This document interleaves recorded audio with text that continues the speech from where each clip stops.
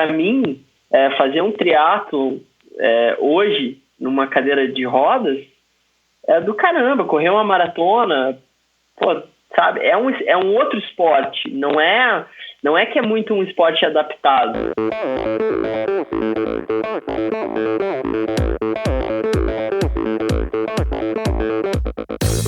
Olá pessoal, aqui quem fala é Renata Falzoni. Olá, eu sou Tim Don. Eu sou Jaque Mourão. Olá, eu sou João Paulo Diniz. Eu sou Adriana Silva. Oi, eu sou Mauro Ribeiro. E esse é o Endorfina Podcast. Valeu, até mais. Sou Michel Bogli e aqui no Endorfina Podcast você conhece as histórias e opiniões de triatletas, corredores, nadadores e ciclistas, profissionais e amadores. Descubra quem são e o que pensam os seres humanos que vivem o esporte e são movidos à endorfina.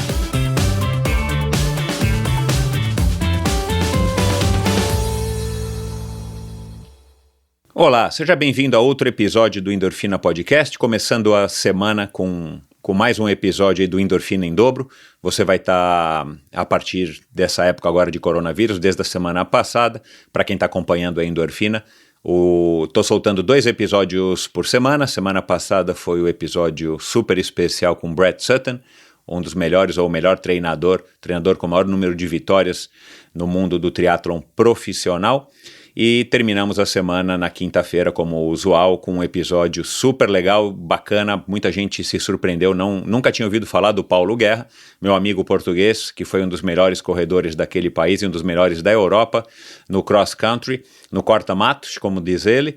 E foi um episódio que teve também bastante repercussão, então agradeço a todos vocês que estão conhecendo o Endorfina agora. Teve muita gente que, pelo que eu percebi agora em época de corona, está descobrindo novos podcasts, inclusive o Endorfina, então muito obrigado a todos vocês. Aliás, eu tenho feito para também colaborar aí nesse período aí de... mais do que nunca a gente precisa de inspiração, a gente precisa de motivação. Muitos de nós precisam dar uma válvula de escape, precisam de uma válvula de escape para poder sair um pouco dessas notícias que a gente vem sendo bombardeado aí no dia a dia com relação ao corona, né? Na verdade, é importante a gente se manter atualizado, mas como disse a Carla de Piero, num episódio também que eu já recomendei do Swimcast, da minha apoiadora e ouvinte Bia Nantes, é importante você também, para manter a sanidade, para se manter mais otimista, você regular a quantidade de informações que você absorve sobre o coronavírus por dia, para que você não surte. Então eu estou começando a indicar alguns podcasts que eu ouço, tanto em português quanto em inglês, para que você também tenha outras opções, além, claro, do Endorfina, para vocês ouvirem. Mas vamos lá. Episódio de hoje, começando a semana, você já está sabendo, é com o Diogo Ratacheski, que foi uma indicação de outro convidado, Marco Aurélio Faria, que é um diretor da Claro. Ele, aliás, ouça o episódio com o Marco Aurélio, ficou muito legal. O Diogo me foi alertado aí pelo Marco Aurélio, que está sempre muito ligado aí no que está acontecendo no mundo do triatlon, da maratona e tudo mais.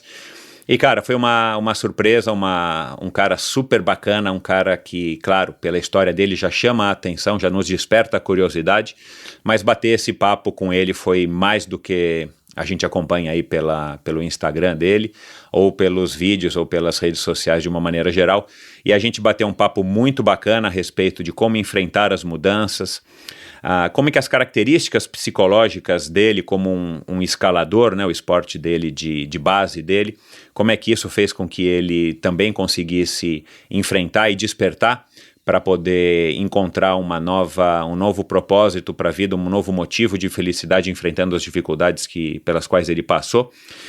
Falamos, claro, sobre felicidade, sobre aceitação, a escolha do triatlon, né? Por que ele resolveu escolher o triatlon? Para ajudá-lo nesse caminho aí de voltar a ser feliz, de reencontrar o caminho da felicidade.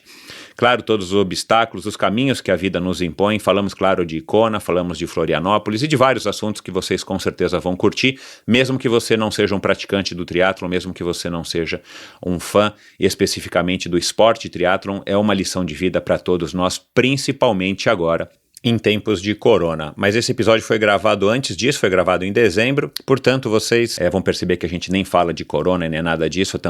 Eu vou procurar evitar um pouco falar de corona nos meus episódios, justamente para que a gente tenha momentos onde a gente possa fugir dessa realidade maluca, desse mundo esquisito e estranho que a gente está habitando hoje em dia, tá bom? Então vamos lá, muito obrigado a todos vocês pela audiência, obrigado aos novos apoiadores. Se você acha que esse episódio vale, além da sua audiência, além da sua fidelidade, além de você estar espalhando o Endorfina entre seus companheiros de trabalho, de treino, enfim, se você acha que esse projeto vale também uma contribuição financeira, e você tem condições de fazer isso, principalmente agora, em tempos de corona, eu fico muito grato. Entra lá na plataforma Apoia-se, no apoia-se.com, digita lá Endorfina ou vai no meu site Endorfina BR e clica ali no bannerzinho à direita, amarelo neon, amarelo cítrico, que você vai direto ser direcionado para a página do Apoia-se. Lá você vê como é que você faz para me ajudar financeiramente, para que eu possa continuar fazendo esse trabalho e estar trazendo cada vez mais conteúdo de qualidade, não somente de convidados, mas também de áudio e tudo mais. Então, muito obrigado a todos vocês. E agora quero falar a mensagem dos patrocinadores, né? Os patrocinadores são fundamentais para que eu também consiga manter o Endorfina rolando e que eu possa também estar fazendo cada vez mais episódios interessantes para trazer mais conteúdo para vocês. E quero começar falando da Probiótica. A Probiótica é meu patrocinador.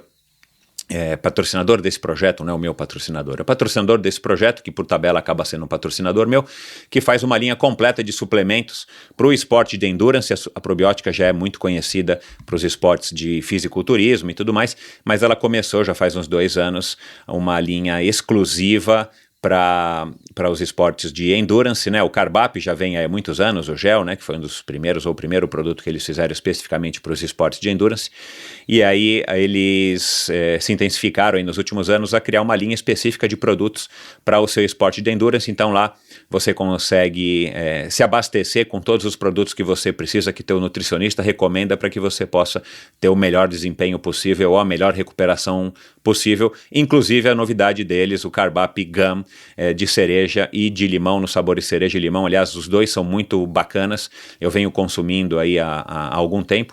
Então vai lá, experimenta, dá uma olhada na loja.probiotica.com.br e faça a compra dos seus produtos da Probiótica e siga a Probiótica Oficial no Instagram para você acompanhar todos os movimentos e todas as novidades dessa marca, que é uma marca que acredita e apoia e investe no esporte brasileiro de uma maneira digna, de uma maneira fiel e de uma maneira que faz com que a gente se inspire também cada vez mais a estar acreditando no esporte nacional. A gente precisa cada vez mais de empresas como a Probiótica. Vai lá, Probiótica Oficial no Instagram, siga e entre no site loja.probiotica.com.br para que você fique conhecendo todas as novidades e possa fazer a sua compra de probiótica para se abastecer aí também nesse período de crise. Esse episódio também é um oferecimento da Supacaz, que é a marca que desde 2010 procura trazer mais cor e mais casualidade para o mundo do ciclismo e já é de conhecimento de todos vocês. A Supacaz faz fitas de guidão, meias, luvas, acessórios, suporte de garrafinha, selins, bombas, ferramentas, kits, né, de chave Allen e uma série de outros acessórios super legais e que te dão mais prazer na pedalada. Eu gosto, né, quem me conhece sabe, eu gosto de pedalar, eu adoro o esporte, já pedalo aí há mais de 35 anos, quer dizer, bem mais de 35 anos, mas 35 anos oficialmente como um atleta, e a Supacaz, ela chegou de uma maneira revolucionária em 2010 para estar dando um pouquinho mais de cor, um pouco mais de leveza para o mundo do ciclismo, com acessórios de primeira qualidade. Não sou eu que estou testando e aprovando, embora eu teste e aprove os produtos da Supacaz, mas Christoph Sauser, a lenda do mountain bike, o suíço Christoph Sauser, mega multicampeão, e claro, Peter Sagan, que também dispensa apresentações para quem conhece o mundo do ciclismo, são os embaixadores dessa marca que produz, além disso tudo que eu falei, manoplas de mountain bike, selins para bicicletas elétricas, a famosa bomba de pé. Aliás, a bomba de pé é um produto excepcional, premium, para quem curte um produto bem acabado e com uma qualidade excepcional. A bomba de pé da Supacaz é fabulosa, já está chegando aqui no Brasil, através da Ultracicle, mas também produz pedais e cadeados. Então vai lá, conhece os produtos da Supacaz, que no Brasil são importados pela ultracicle.com.br. Você entra no site da ultracicle.com.br, você conhece os produtos que o Paulo e a Kathleen estão trazendo, e eles estão se preocupando em trazer cada vez mais novos produtos. Aliás, se você apoia o Endorfina com 50 ou mais reais por mês, você ainda ganha um brinde da Supacaz que vai junto com a sua camisa de ciclismo ou de corrida e chega na porta da sua casa. E a Ultracicle combinou comigo uma promoção especial para você que é ouvinte do Endorfina. Você tem frete gratuito nas suas compras no site ultracicle.com.br a partir de R$100. Então, a partir de R$100, você vai lá, agora que as pet shops, não, perdão, agora que as bike shops estão fechadas, entre no site da Ultracicle, faça a sua compra de produtos da Supacaz e a partir de R$100 você vai ter o frete gratuito, você vai receber em todo o território nacional na porta da tua casa sem pagar nenhum centavo. Por isso basta você dizer ali na hora de fazer o checkout que você é ouvinte do Endorfina. Como é que você diz que você é ouvinte do Endorfina, Michel? Num site? Bom, você não vai precisar ligar para o Paulo nem para a Kathleen para dizer, você vai simplesmente digitar ali no cupom de desconto a palavra Endorfina. Pode digitar tudo em letra maiúscula e você vai ver que automaticamente o valor do frete desaparece e você vai poder fazer sua compra numa melhor relação custo-benefício, aproveitando toda a comodidade do serviço de entregas. Então vai lá, Supacaz BR no Instagram, Supacaz BR no Instagram e ultracicle.com.br. Vai lá e dá uma checada e vamos fazer as compras, que cada compra que você faz, você também ajuda o Endorfina. Meu nome é Roberta e eu fiz uma viagem incrível com o time Seven Sherpas durante um feriado em 2016. Eu fui sozinha e essa experiência superou todas as minhas expectativas. Eu fui para San Diego, eu fui nadar, pedalar e correr com eles. E foi a melhor experiência com viagens e esporte que eu já tive. Foi incrível pelo profissionalismo do time, a experiência deles nos esportes, a organização da viagem, logística, agenda, enfim, toda a parceria. Minha viagem foi incrível, pois neles eu encontrei uma oportunidade de receber um tratamento VIP, personalizado e praticando os esportes que eu mais gosto. Todo o nosso programa de 4 dias, que foi dentro do feriado, foi bem elaborado e planejado em conjunto com antecedência. Sempre tive a impressão que tudo foi feito com muito carinho e muita atenção, muito cuidado. Sozinho ou acompanhado para curtir ou treinar ou competir, sem dúvida, é algo que os amantes dos esportes deveriam experimentar. O grande diferencial do Seven Sherpas, na minha opinião, é a união de um time incrível, proporcionando essas experiências únicas em meio às mais belas paisagens. Eu mal posso esperar para repetir a experiência, dessa vez acompanhada da minha família. E esse episódio também é o oferecimento da Seven Sherpas, novo patrocinador do Endorfina Podcast, do meu amigo de longa data, o Christian Kittler, que foi um dos fundadores do Ativo.com. O Christian se mudou para a Califórnia já faz alguns anos e empreendeu novamente, criando a Seven Sherpas, que é uma empresa especializada em experiências esportivas nos destinos mais top do mundo, com roteiros exclusivos, desenhados, criados por experts em viagens e esportes, como o próprio Christian, um praticante aí de corrida e de triatlon há muitos e muitos anos. Além do calendário de viagens programadas, a Seven Sherpas tem como um grande diferencial os day rides, que são muito bacanas, em mais de 30 cidades pelo mundo. Viagens customizadas para você, sua família e grupo de amigos. Então, assim, você pode ligar lá para o Christian, dar uma acessada lá no Instagram, @7sherpas, 7 Sherpas, o 7 é 7 e numeral, não precisa escrever 7 Sherpas, e pergunta para ele, fala, cara, eu queria conhecer tal lugar, eu queria conhecer tal país, eu já ouvi falar que tem um lugar para pedalar em, sei lá, no Marrocos. Vai lá, o Christian e a equipe dele com certeza vão se esforçar para te ajudar a chegar nesse lugar e ter a melhor experiência possível pedalando, praticando triatlon ou correndo. Então, eles realizam training camps, eles realizam viagens de bike, eles estão realizando aí também viagens que agora, claro, foi postergado, mas eles vão voltar a realizar uma viagem legal no Yosemite Park, que eu recomendo, cara, é um dos lugares mais legais do mundo que eu conheci, para quem gosta de aventuras outdoor. Lá você pode fazer trekking, você pode fazer rafting, você pode fazer, claro, pedalar. Enfim, eles até ajudaram o outro convidado, Carlos Ambrosio, a participar do Race Across America em 2019 e ajudaram a montar a equipe Brazilian Nuts ou Brazil Nuts. Enfim, eles fazem um serviço completo, uma assessoria completa para você que curte bicicleta. Para saber mais, entre lá, claro, no site deles, sevensherpas.com, de novo, 7 é o número 7, e Sherpa se escreve Sherpas, né? E no Instagram, como eu já falei, @7sherpas. Dá uma checada lá, vale a pena conhecer uma agência premium de viagens e experiências pelo mundo, praticando o esporte que você tanto ama. E também esse episódio é um oferecimento da Bovem Energia. A Bovem é uma comercializadora, gestora e geradora de energia. Assim como para os meus convidados, para a Bovem Energia é um assunto muito sério. Em breve vou poder divulgar novidades em relação ao investimento deles também no esporte, além do patrocínio aqui do Endorfina.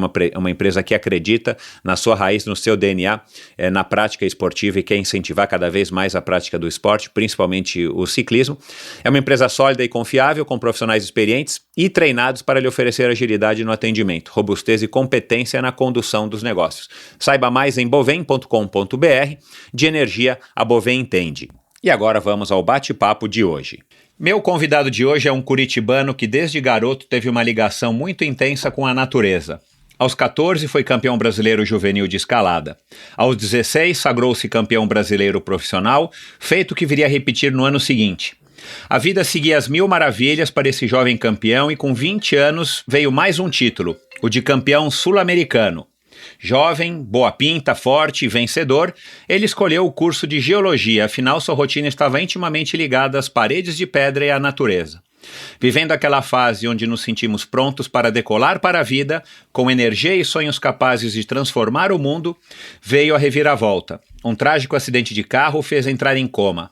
Ao sair, 21 dias depois, foi direto para a cadeira de rodas. Seu mundo virou do avesso. Tudo o que sempre sonhara teria que ser repensado. Nos meses que se seguiram, ele treinou arduamente para se recuperar e deixar a cadeira. Desta vez, sua dedicação e comprometimento de campeão não resultaram no seu objetivo. Foi quando ele teve que repensar novamente a sua vida e realizar o que poderia ser feliz novamente, mesmo sem deixar a cadeira de rodas. Diogo foi recuperando sua autoestima e ganhando confiança para traçar novos objetivos. Além de ter voltado a escalar, hoje ele já soma em seu currículo 5 maratonas, algumas provas de 70.3 e 2 Ironman, Floripa e o Mundial de Kona no Havaí. Com audaciosos planos para escalar as maiores paredes de granito do mundo e voltar a participar do Ironman em Kona, ele reencontrou o caminho para a felicidade. Com vocês, o geólogo, escalador, empresário, Ironman e palestrante Diogo Rataschewski. Muito bem-vindo, Diogo. Pô, fala aí, Michel. Pô, obrigado pela apresentação aí, show de bola. Eu não menti nada, é tudo verdade, né, cara? Pô, verdade, eu fico feliz aí por essa caminhada e pô, te agradecer aí pela oportunidade de estar aqui contando a minha história, e a tua contribuição para a sociedade esportiva aí é muito legal mesmo, parabéns pelo programa. Bom. Muito obrigado.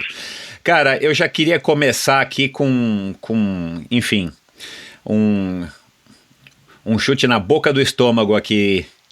Manda. Eu tava fazendo a pesquisa, né, cara, pra gente gravar, né, eu faço pesquisa aí pra preparar aí a pauta e me preparar pra conversa aí com todo mundo, que são muitos convidados e tal, por mais que eu conheça as pessoas, eu gosto de um pouquinho mais a fundo.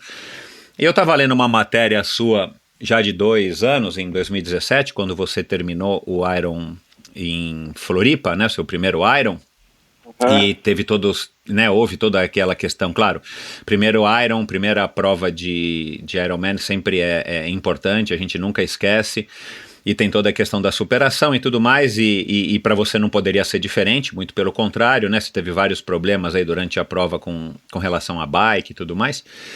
Mas, cara, a capa, né, a manchete da matéria no site do Globo.com, Rumo ao Ápice, não sei se você se lembra, foi escrito pela Renata Domingues, é assim: sem andar há 10 anos para atleta virar Ironman, : mudou minha essência. E lá atrás, e aí ao longo da matéria, né, você logo diz que cruzar a linha de chegada, que ter feito o Ironman, mudou realmente a tua essência. Eu queria saber em que mudou, seja mais específico, e como é que você compara. E a gente está falando de 2 anos só atrás, né? Você já está há 10 nessa condição de cadeirante. Então você já tinha 8 anos de cadeirante, já tinha feito várias maratonas, você já tinha voltado a escalar, você já tinha feito 70.3, quer dizer, você já estava numa fase bacana de viver a tua vida intensamente, apesar de estar numa cadeira de rodas, né? Ou estando numa cadeira de rodas. Queria saber como é que era o Diogo antes e como é que ficou o Diogo depois, que eu imagino que seja o Diogo que está aqui hoje conosco, batendo esse papo. Tá, legal. É uma pedrada mesmo, hein? Bom, como mudou a minha essência, porque assim, eu sempre, desde moleque, fui envolvido com esporte e sempre gostei dos desafios, né? Então, isso sempre me motivou a seguir em frente.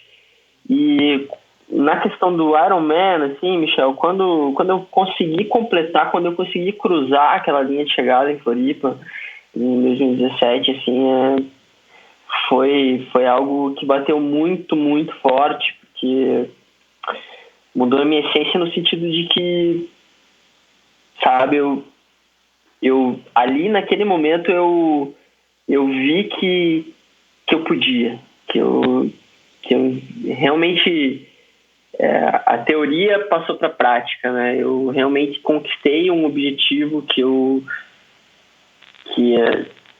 era impensável há 3 anos antes de eu pensar em fazer um Ironman. Então, quando eu cruzei aquela linha de chegada, assim, eu falei, cara, eu posso mais e eu vou chegar onde eu quiser. Nada é impossível. Obviamente que tem coisas que são impossíveis, né? Mas o que basta é a gente acreditar e correr atrás dos nossos objetivos verdadeiramente, porque dá certo. Isso realmente funciona. Acho que me mudou assim, nesse sentido. Eu passei a acreditar que se eu tivesse um objetivo e corresse atrás dele, inevitavelmente eu ia obter sucesso. Até então você, apesar de já estar, enfim, praticando esportes e vivendo uma vida aí plena, né, ou ter retomado a sua vida plena, você ainda não tinha talvez tanta certeza, ou você não tinha talvez a prova disso? De que... Porque, cara, fazer um Ironman é difícil para qualquer um, né? Não é impossível, né? Haja visto que o Ironman cresceu um absurdo. Sim. Mas, cara, não tem como você fazer um Ironman e ele ser fácil, né? Pelas próprias distâncias, pelo tempo que você vai... Não importa se você vai fazer em 8 horas, como os grandes campeões, ou se você vai fazer em 14 horas ou 16 horas. Cara, é difícil, porque você fica um tempão fazendo as mesmas coisas e cansa, não tem jeito. Você se preparou para a prova, você já tinha uma noção bacana, não de um Ironman, mas você tinha bastante noção já, porque você fez aí várias provas de 70.3, que é metade do Ironman. Quando você completou o Ironman, primeiro, quando você largou, você tinha certeza de que você terminaria? Como é que foi a tua expectativa? Então, falando um pouco da história, de como eu cheguei no Ironman, na verdade, eu sempre fui meio maluco, assim, né? Esse negócio do desafio sempre me impulsionou à frente, e as pessoas que eu estava envolvido ali no meio, no qual eu entrei pro triatlon, eles já eram essa galera de Ultraman, Ironman, então... a galera que já tava lá em cima, e eu queria dar um jeito de chegar nos caras, né, rapidamente, assim. Então, a minha história com o triatlon foi, eu fiz a minha primeira prova de triatlon, foi um short, depois de 1 mês ali que eu comecei a treinar. A minha segunda prova de triatlon foi 6 meses depois, que foi o meio Ironman de Itaipu, que é uma prova super hard, né? E exatos 1 ano depois de que eu fiz a minha primeira prova de triatlon, a minha terceira prova foi justamente a prova do Ironman de Florianópolis. Então eu não... eu não me desenvolvi muito, assim, sabe? Não fui aprimorando muito tá certo. Crescendo nas provas. que normalmente fazem, né? O pessoal normalmente faz algumas provas de sprint e depois algumas provas de elite. Seria o caminho, o melhor caminho, né? Mas aí, enfim, depende da realidade de cada um. Ah, tá. Mas enfim, então você não tinha muita noção, mas você tinha... Mas eu tinha eu estava preparado, eu estava bem orientado, assim. A minha treinadora, Vanusa Maciel, né, na época. Então, ela é o Ultraman aí algumas vezes, então, assim... E todo o time ali, o pessoal que treina junto ali na assessoria dela, tem muita gente que pratica Ironman, né? Então, eu sabia onde que eu estava entrando, assim, o buraco. Então, me preparei para isso. Então, foi 1 ano de preparação. Normalmente, o ciclo de Ironman aí é mais curto para quem já está na modalidade, né? Então, no meu caso, a gente foi pensado em 1 ano, assim, para chegar lá. Então, você tinha, quanto de certeza de que você conseguiria concluir, ou você não tinha nenhuma certeza? A minha maior preocupação é a natação, cara. Eu nado mal pra caramba mesmo, assim, mesmo pra um cadeirante. É difícil pra mim, assim. E eu era preocupado com ela. Então eu falei, cara, se eu terminar a natação, eu vou me tornar um Ironman. Bom, mas voltando à história aí da transformação, até lá, até esse momento da largada do Ironman e toda a viagem, né, que é participar de um Ironman, você ainda tinha dúvidas da onde você poderia chegar na tua condição de cadeirante, ou você não tinha já tantas dúvidas? E eu estou perguntando isso justamente de novo para voltar à questão, assim, o que fez você, depois de ser um Ironman, você acreditar que você pode fazer basicamente o que você quiser do ponto de vista esportivo? Porque quando a gente olha para isso que você disse mesmo aí, fazer um Ironman já é difícil pra caramba, né? Aí fazer um Ironman numa cadeira de rodas é um pouco mais difícil ainda, né? Então, eu quando eu consegui realizar isso, assim, foi uma barreira pessoal pra mim, assim, um paradigma que eu quebrei na minha cabeça, de que, cara, eu cheguei até aqui, eu posso mais, eu posso ir além. Uhum. Sabe? E na minha trajetória, na verdade, há uma série de quebras de conceitos, assim, né? Ou pré-conceitos, porque se formar geólogo numa cadeira de rodas também, assim, não existe, até onde eu sei, nenhum geólogo aqui no Brasil ou que tenha se formado, passado pela faculdade numa cadeira de rodas. Tem muito campo, tem mapeamento no meio do mato, sabe? Então, eu fui desacreditado por alguns professores, assim, que achavam que eu deveria mudar de curso, e eu falei, não, cara, quem que vai dizer pra mim que eu não posso? É você? Não, não é. Eu acredito que isso é possível e eu vou atrás. Então, é aquele negócio, quando dizem pra mim que não dá, aí eu vou pra cima, sabe? Já várias pessoas passaram por aqui e falaram a mesma coisa, cara. É curioso, né? Eu não acho que... Enfim, eu não acho que seja coincidência, mas eu acho que o perfil do atleta, principalmente o atleta de endurance, quando passa por dificuldades na sua vida, desde as dificuldades, sei lá, menos difíceis, as mais complicadas, eu acho que tem muita gente que tem mesmo esse espírito e... Enfim, eu entendo e concordo com você. Quanto tempo que demorou para você ganhar essa resiliência? Ou você sempre foi um cara resiliente, mesmo quando era garoto? Ou isso veio depois do acidente que você teve que encontrar esse novo enfim, talvez não é um novo Diogo, mas assim, você teve que sacar aí dentro da tua personalidade características que talvez até então, porque você também era muito jovem, não tinham sido exigidas de você pela vida que você levava, né? Que não era propriamente dito uma vida difícil, né? Então, Michel, a escalada, cara, não sei se você já escalou alguma vez. Já.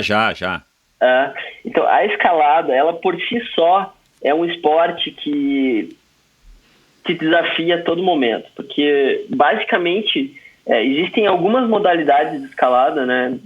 Escalada esportiva, escalada de tradicional, big wall, paredão, escalar paredes grandes, escalar boulder, que é aquele sem corda, mas ela, em todas elas, por si só, ela te desafia a você...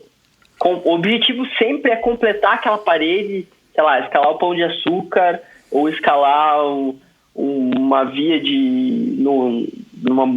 numa parede indoor, você fazer aquilo sem cair, né? Então, o objetivo é esse. Então, eu tenho que começar aqui do chão e vou até o final sem cair. Então, quando a gente olha para esse conceito, intuitivamente, naturalmente, isso já vai moldando o cara lá no começo, né? Então, eu comecei a escalar com 12 anos de idade, moleque de tudo, né?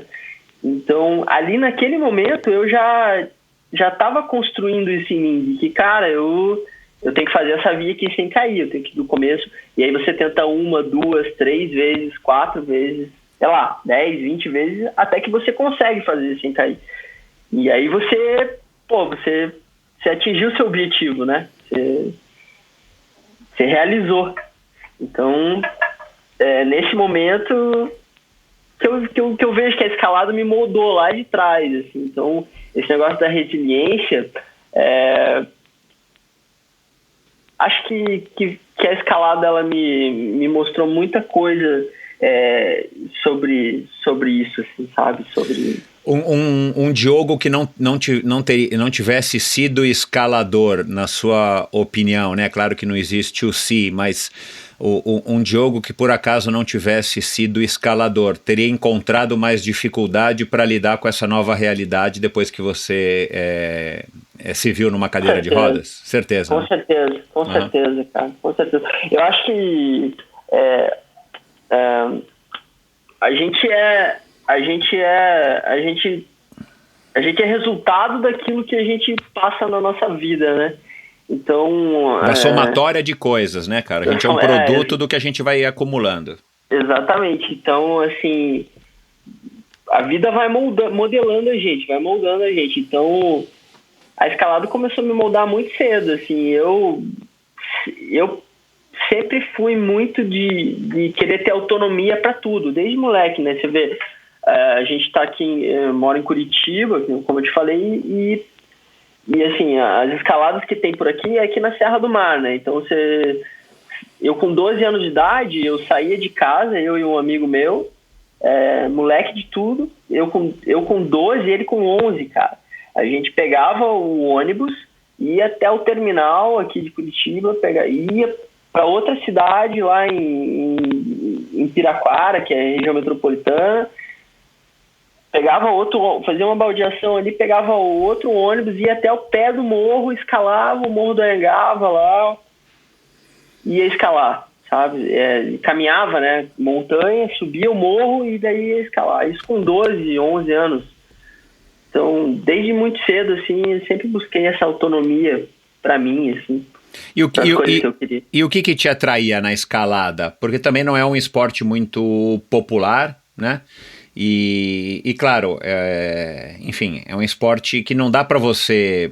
Não sei, eu tenho essa impressão, né? E aí só vou fazer uma correção aqui antes que me crucifiquem os escaladores que estão ouvindo. Não, eu já fui tanto escalador quanto eu poderia ter sido um tenista, para você ter ideia, né? Então, assim, cara, eu já subi parede, mas eu não me julgo um escalador. Mas já experimentei, enfim, tive um professor bacanérrimo, o Makoto e tal, mas, cara, foi só, assim, completamente diversão, na época que abriu a Casa de Pedra em São Paulo, ia direto pra lá, mas assim, cara... Sabe que eu trabalhei na Casa de Pedra, né, cara? Ah, é? Uhum. Uau, mas aqui em São Paulo? Em São Paulo, lá no Morumbi ali. É, isso mesmo, Rua da Paz. Rua da Paz, isso aí. Ah, que legal, cara. Então...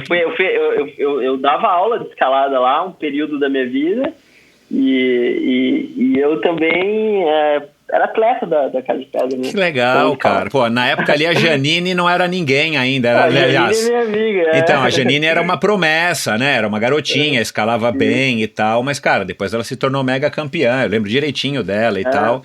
E eu tava fazendo, na verdade, por causa das provas de aventura, e não que na prova de aventura tem escalada, mas como tem rapel, tem técnicas verticais, eu acabei me envolvendo um pouco com a escalada. Agora, só outra curiosidade antes da gente seguir.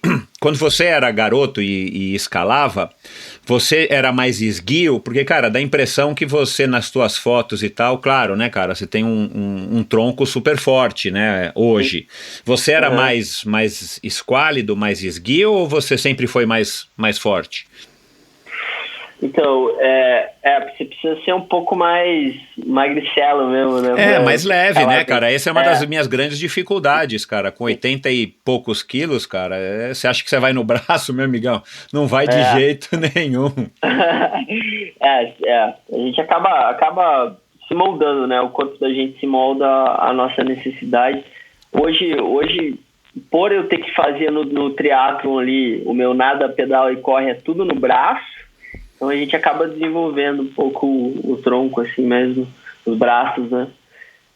Mas a escalada, você precisa ser um pouco mais magro. Depende do que você quer, pra falar a verdade, Michel. Se você vai escalar boulder, boulder é aquele sem corda, né? Isso, Então aí você... é muita potência, né? Então é tipo um corredor de 100 metros. Pode ser um pouco mais forte, porque você não vai ficar tanto tempo lá, né? O cara tem que ser muito forte, né? Então, em contrapartida, enquanto que um escalador de lead, né, que é aquela guiada, o cara tem que ser mais fino mesmo, tem que ter mais resistência. O cara vai ficar o dia inteiro lá na pedra, né? Mas vamos lá, o que te atraía então na escalada, por ser um esporte, enfim, fora do convencional, né, um esporte diferente, vai? Então, é o desafio, cara. O desafio é a palavra-chave para me definir, assim, sabe? O desafio acima de tudo é o que me leva para frente. A escalada era um prato cheio para mim, para tudo isso, assim. Então eu queria escalar uma via, queria uma mais difícil. Tinha um campeonato, eu queria um campeonato mais punk, né? Buscar um nível maior. E o que te fez ser um cara campeão aí tantas vezes? Foi bicampeão brasileiro, campeão sul-americano. Você levava jeito? Você era um cara persistente, ficava horas e horas e horas treinando? Você teve bons professores? Como é que também se formou aí o Diogo mega campeão aí de escalada? Desde garoto, né? Eu comecei muito cedo, né? Então, logo com 12, 13 anos, eu já estava no meio da galera de competição e a galera da montanha. E eu tinha amigos da minha idade também que estavam junto comigo, me puxando. E eu conheci logo de cara... teve a oportunidade de eu participar de um campeonato brasileiro juvenil. Tinha, não sei, uns 12, 13 anos de idade ali. Foi logo no meu primeiro ano de escalada. E aí eu fiz a inscrição e, foi super bem. Fiquei em primeiro lugar ali. Aí, todo mundo me abraçou como a pessoal da comunidade da escalada, assim, me viu como um potencial, assim, sabe? E me levou para dentro de casa, assim, e todos me incentivaram muito a querer buscar uma via mais difícil, né? Um grau maior, né? Porque a escalada é graduação, né? Então você começa com 5º grau e vai até... Hoje a gente tem aqui no Brasil vias de 12A, 12B. Então, alto grau de dificuldade. Nessa época você não tinha nem noção que existia triatlon, ou você chegou a ter contato, enfim, contato de alguma maneira, viu na televisão, sabia das provas que aconteciam, sei lá, famoso triatlon de Caiobá? Não, cara, minha vida era escalada. Eu vivia para escalar e quando eu não tava escalando, cara, eu tava dormindo, eu acho. Bom, vamos agora dar um salto aí para o dia que você saiu do coma e aí você teve que realizar que, cara, né, você não ia mais conseguir andar, pelo menos não momentaneamente, você achou. Qual foi a primeira sensação, cara, assim, que você se recorda na hora que você realizou? Não sei como é que foi, se foi teus pais, foi o médico, como é que você descobriu que você né, não estava com condições de andar e que tinha passado aí pelo acidente, aí já não sei também se você se recordava aí depois de ter passado 21 dias em coma. Como é que foi essa sensação? Então, o acidente foi de carro, né? Eu tava no banco de trás, deitado, dormindo, e acordei na UTI 21 dias depois do fato. Então, eu não lembro de nada do acidente. É como uma história que você me contar, assim, é como eu lembro do meu acidente. Uhum.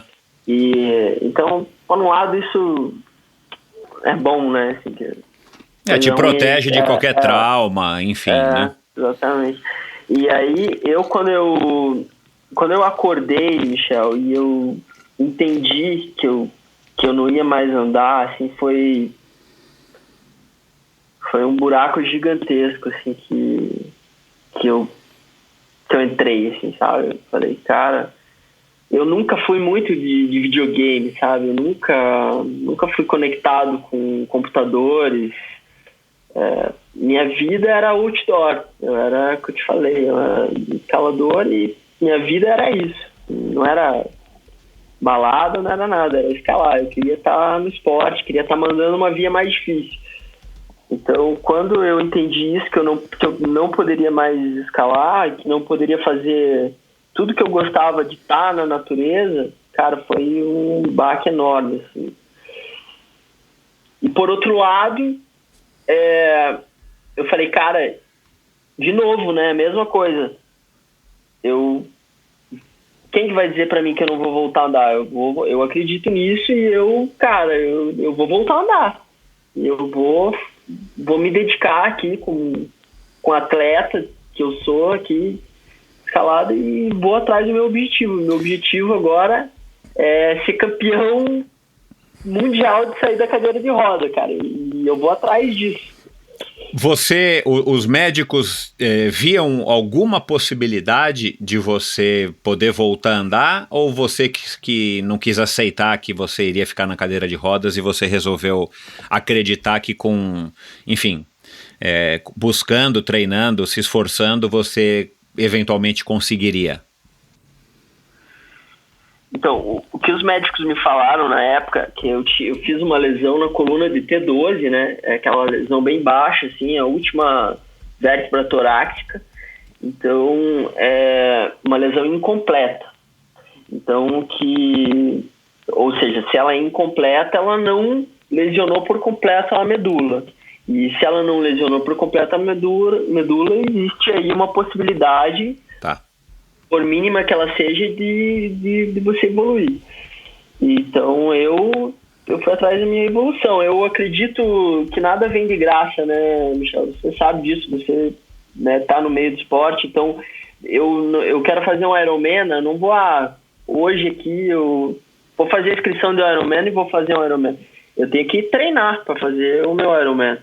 E eu entendi na minha cabeça que eu tinha que treinar para sair da cadeira de rodas. E eu ia fazer o meu melhor. Eu ia me dedicar com a dedicação de atleta para atingir o meu resultado.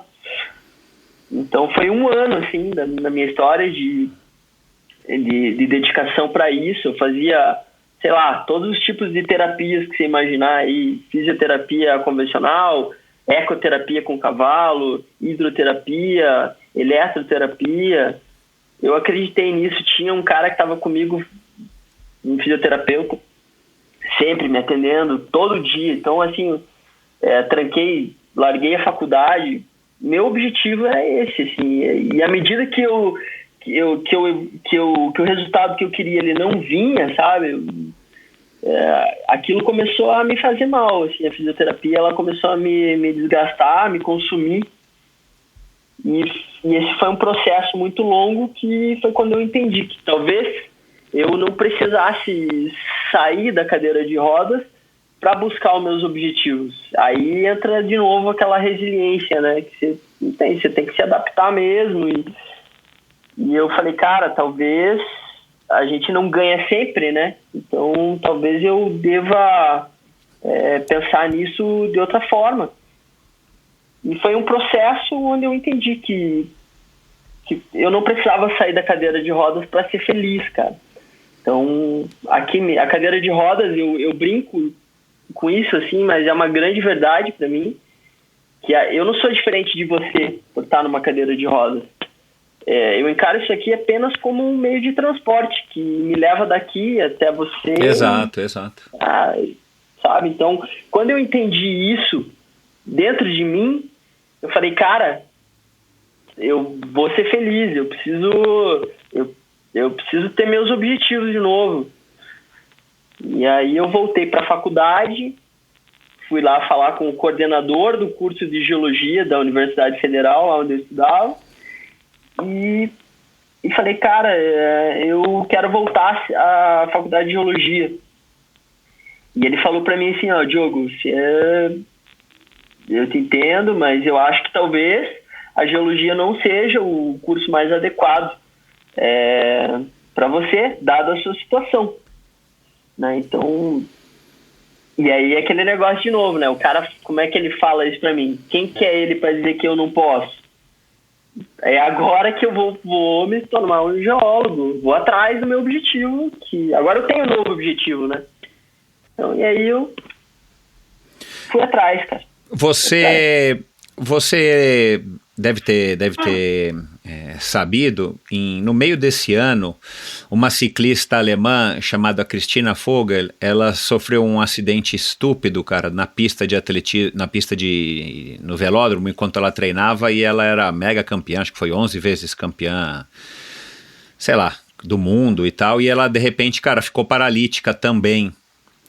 Você acompanhou essa notícia e você acompanhou como é que ela reagiu, pelo menos publicamente, à história do acidente? Eu fiquei sabendo do acidente, Michel, mas eu não acompanhei, cara. Cara, eu vou citar aqui, que eu coloquei aqui também na pauta para eventualmente conversar com você, que chocou a comunidade esportiva mundial, porque era uma mega campeã e ela estava pedalando num treino dentro do velódromo, né? E de repente ela olhou para trás, a menina na frente dela deu uma saída da linha e ela bateu na menina, cara, e ela ficou paralítica. Foi um jeito super estúpido, não que tenha jeito bom de você sofrer um acidente com essas consequências, mas enfim, cara, ela sei lá, um mês depois, ela veio a público para falar sobre o acidente, e ela, super alemã, assim, generala e tal, cara, segundo o site da Reuters, que é uma agência de notícias confiável, ela tem a seguinte frase: é uma merda, não há outro jeito de colocar isso, não importa como você empacote, mas eu não posso mais andar. Ela disse isso para uma revista alemã, Der Spiegel. Mas acredito que quanto mais cedo você aceitar a nova situação, mais cedo aprenderá a lidar com ela. Que faz sentido, óbvio, né? Mas eu ouvi ela falar num depoimento, num podcast que eu ouço, se eu não me engano foi no Cycling News. Cara, ela falou assim, cara, pelo menos agora eu não vou mais precisar treinar tanto, me dedicar tanto. Ela chegou a falar isso. Né? Ela falou, agora eu vou poder dar um tempo da bicicleta, que é um pouco esquisito, até nesse episódio acho que um psicólogo chegou a comentar alguma coisa e tal, que tem a história negação, depois da aceitação, da raiva e tal, enfim. Eu só estou citando aqui esse caso porque é um jeito diferente de encarar, né? A gente não sabe de fato se ela estava dizendo isso da boca para fora, né? E por dentro ela também estava, enfim, se corroendo e chateada com a situação.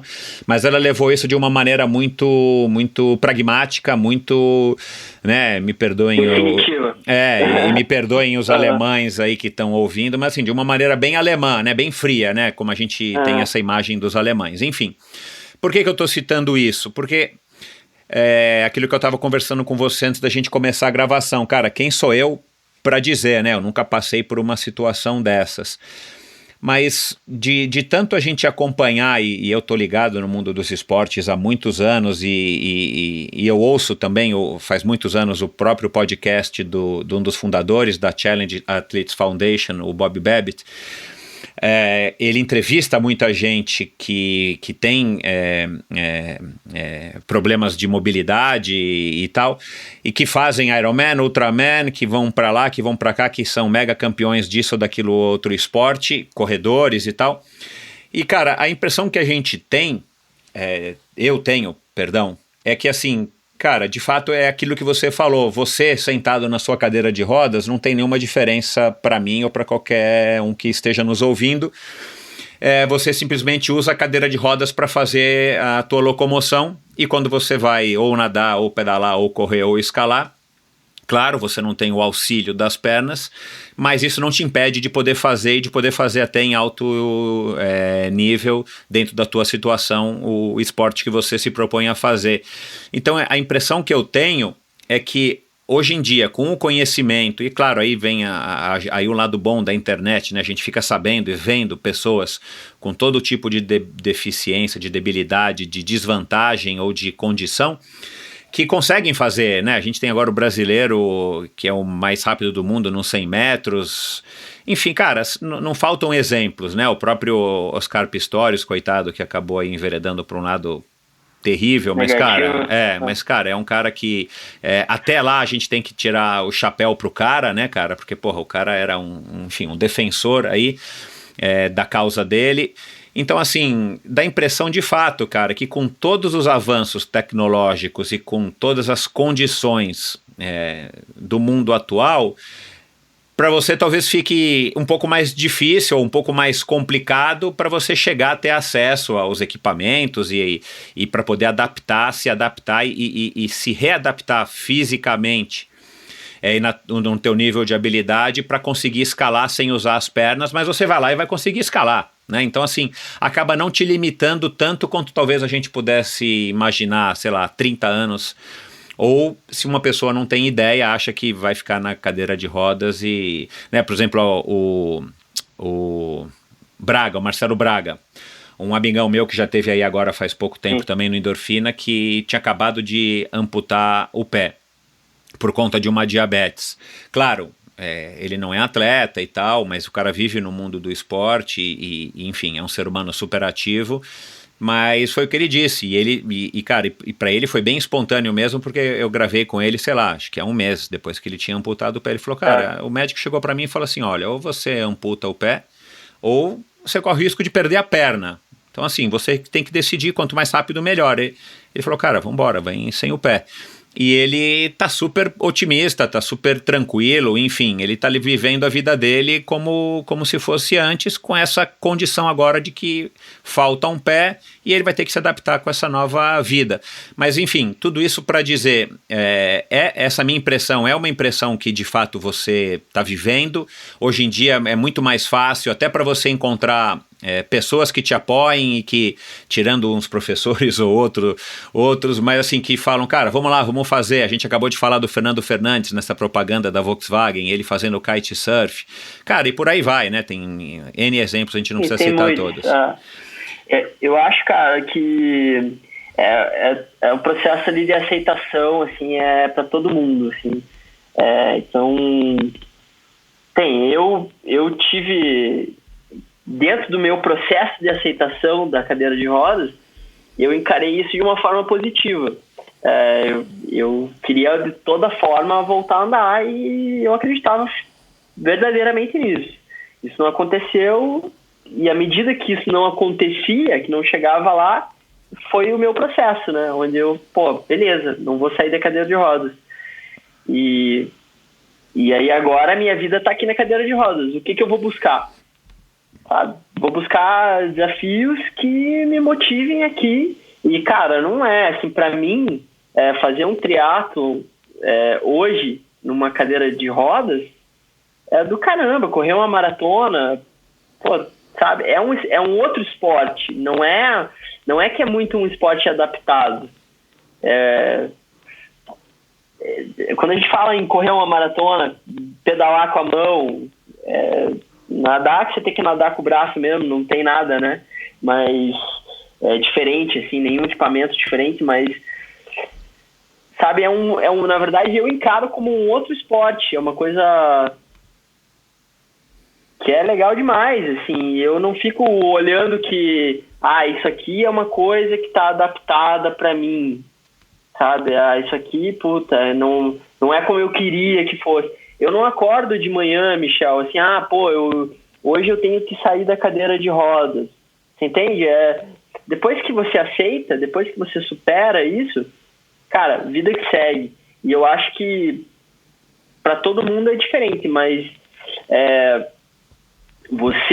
quanto mais rápido você superar isso, quanto mais rápido você aceitar, no meu caso, a cadeira de rodas, enfim, cada um tem o seu processo de dificuldades, coisas que passam pela vida, né? E quanto mais rápido a gente aceita coisas que são inevitáveis, a gente supera e segue em frente. Então, para mim, hoje, assim, eu não tenho problema nenhum com a cadeira de rodas.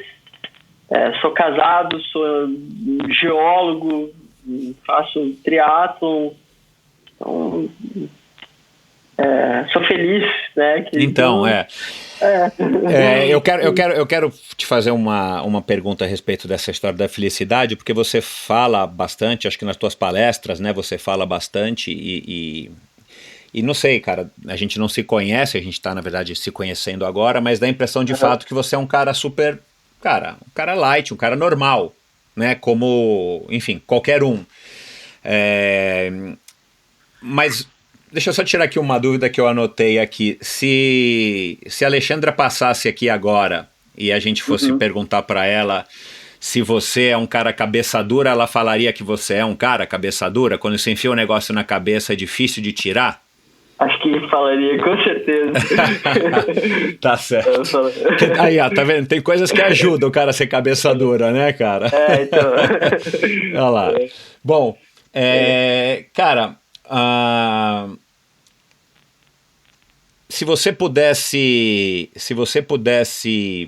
enfim, e você, na verdade você pode, né, porque você faz palestras e tal, e aqui agora você está falando também, pelo menos para algumas pessoas aqui através desse humilde instrumento endorfina. O que você acha que as pessoas, você não é o cara mais vivido do mundo, mas, cara, 37 anos, não é um garoto, e você passou aí por muitas coisas na tua vida, altos e baixos, então é legal porque você tem uma bagagem diferente da maioria das pessoas. Aliás, né, só tem um Diogo Ratajkowski no mundo. Qual que seria a noção que você percebe, e aí vamos dizer, no mundo geral das pessoas, ou das pessoas que te cercam, das pessoas que a gente sabe que existem por aí, qual é a noção que você acha que é errada, que as pessoas têm dessa busca da felicidade? E por que eu estou perguntando isso, né, cara? Porque você fala bastante de felicidade e porque a gente tem vivido aí nos últimos anos, não acho que seja que a gente esteja pior nos últimos anos, mas, cara, a gente já percebeu que dinheiro não traz felicidade, a gente já percebeu que a internet, né, que os posts do Facebook e do Instagram que a gente vê, seja da blogueira lá, aquela famosa lá, que agora me fugiu o nome, ou Tem tantas, né? o do seu amigo e tal, que claro, o cara só posta, igual a história que a gente conversa bastante aqui de treino, né? O cara só posta quando ele faz o melhor treino da vida dele, né? O cara não posta quando o treino foi ruim, o cara não posta aquele tempo que ele fez quando o cara posta a foto do relógio, o cara não posta quando ele piorou 10 minutos no tempo dele nos 10 quilômetros. Enfim, a gente parece que... E o ser humano, acho que isso não sei se faz parte do DNA do ser humano, mas a gente busca ser feliz, né? Depois de sobreviver, eu acho que a gente busca ser feliz. O que você acha, com tudo que você viveu, na tua visão, que noção errada que as pessoas têm de felicidade? Pergunta difícil essa aí. Porque... Dá tua opinião, cara, dá tua opinião, né? Você que é um cara que reencontrou a felicidade, que passou por fases ruins, e você vai viver 1000 fases ruins ainda, né? Mesmo já acostumado com a situação de cadeira de rodas, porque não é a cadeira de rodas que deixa a nossa vida ruim, você já percebeu, né? Enfim, tem N coisas que deixam a nossa vida ruim, mas assim, na tua humilde visão, o que você acha que as pessoas buscam que elas estão buscando errado para ter felicidade? Então, no meu caso, vou falar de mim. Isso, eu acho que, cara, nas pequenas coisas, assim, sabe, Michel?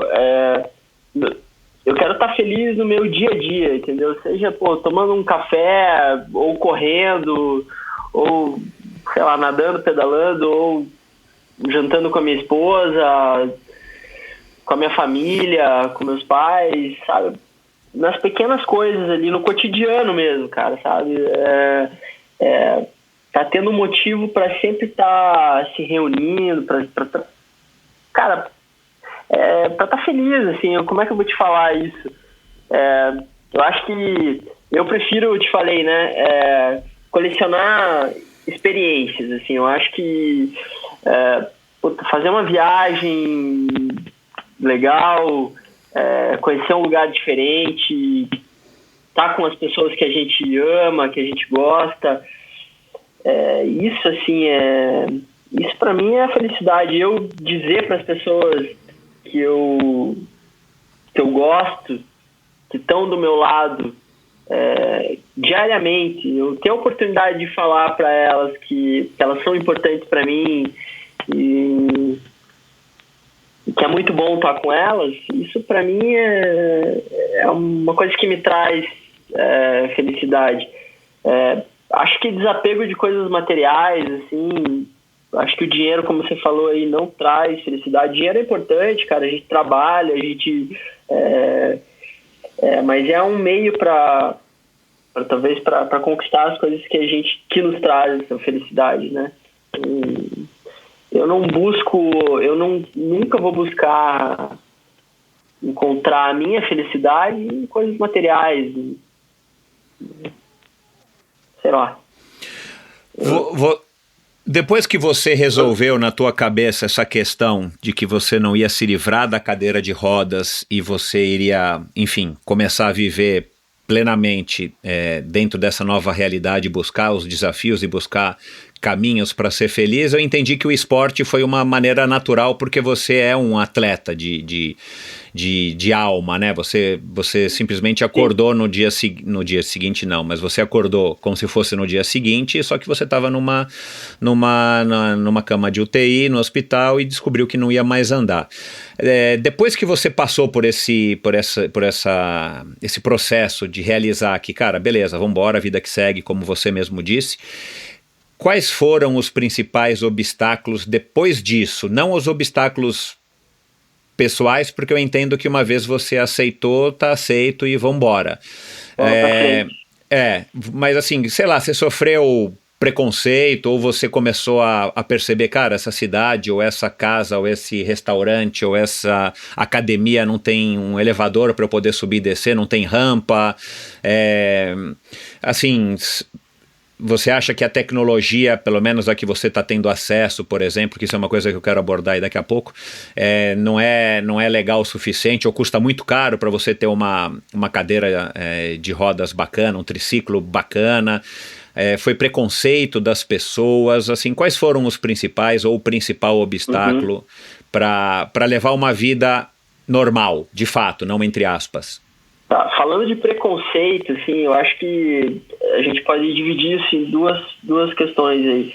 Um é o preconceito das pessoas, que eu, particularmente, para mim é zero. É como eu quero que me vejam. A gente está aqui batendo um papo aqui, eu e você, apesar de estar aqui no Skype aqui conversando, mas duas pessoas normais, ok? Não há nenhuma diferença. Eu, quando eu saio de cadeira de rodas, vou almoçar com meus amigos, vou pro trabalho, pego meu carro, desmonto a cadeira de rodas, sabe?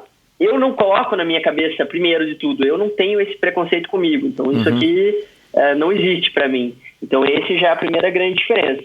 E aí, em contrapartida, eu não vejo das pessoas, eu não tenho esse negócio comigo, assim, eu não vejo mesmo isso, tadinho desse cara, ele tá numa cadeira de roda. Vou te falar, assim, sei lá, eventualmente, sabe, aquela velhinha no parque vai te perguntar, assim, tadinho, o que aconteceu com você? Mas no meu cotidiano isso não existe. Outra coisa é o preconceito dos estabelecimentos, acessibilidade, basicamente, né? Isso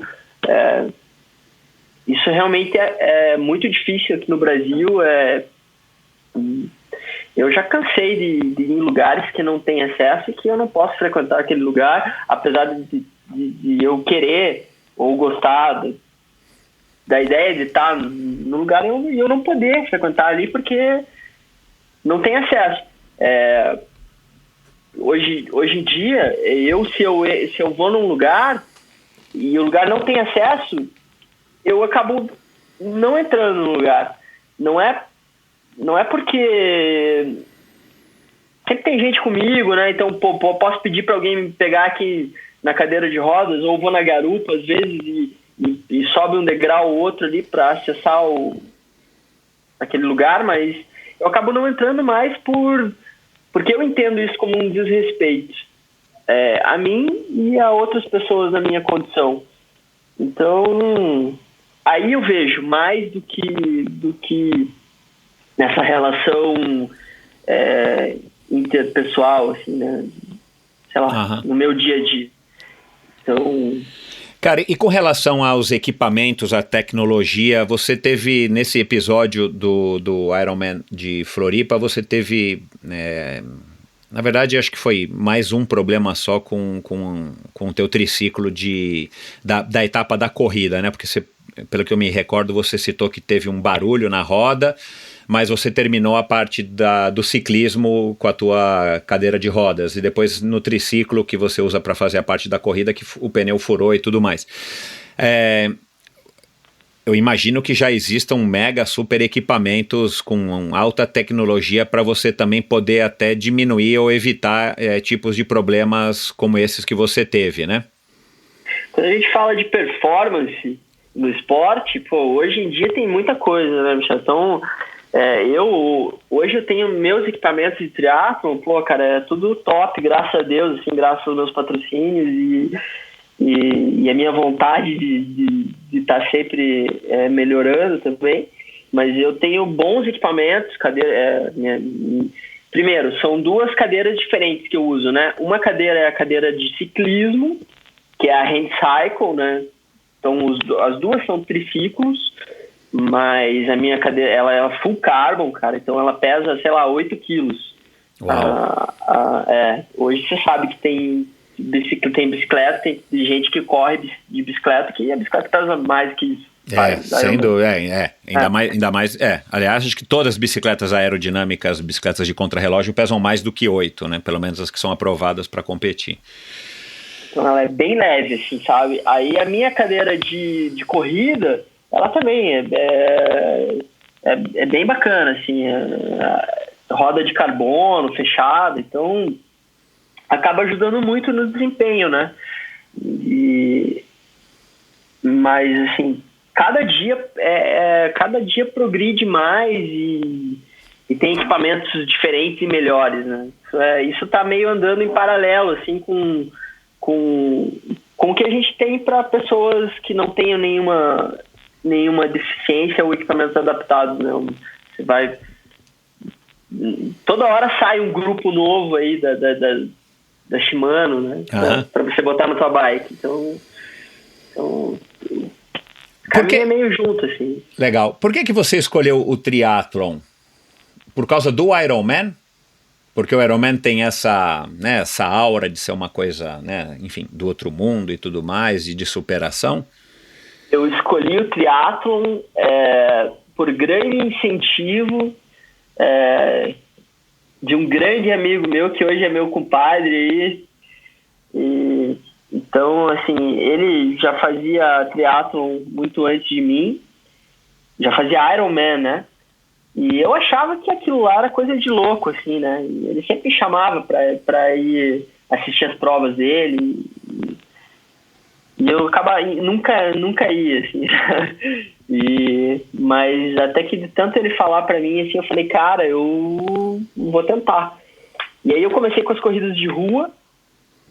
Comecei a correr com a minha cadeira de rodas convencional mesmo.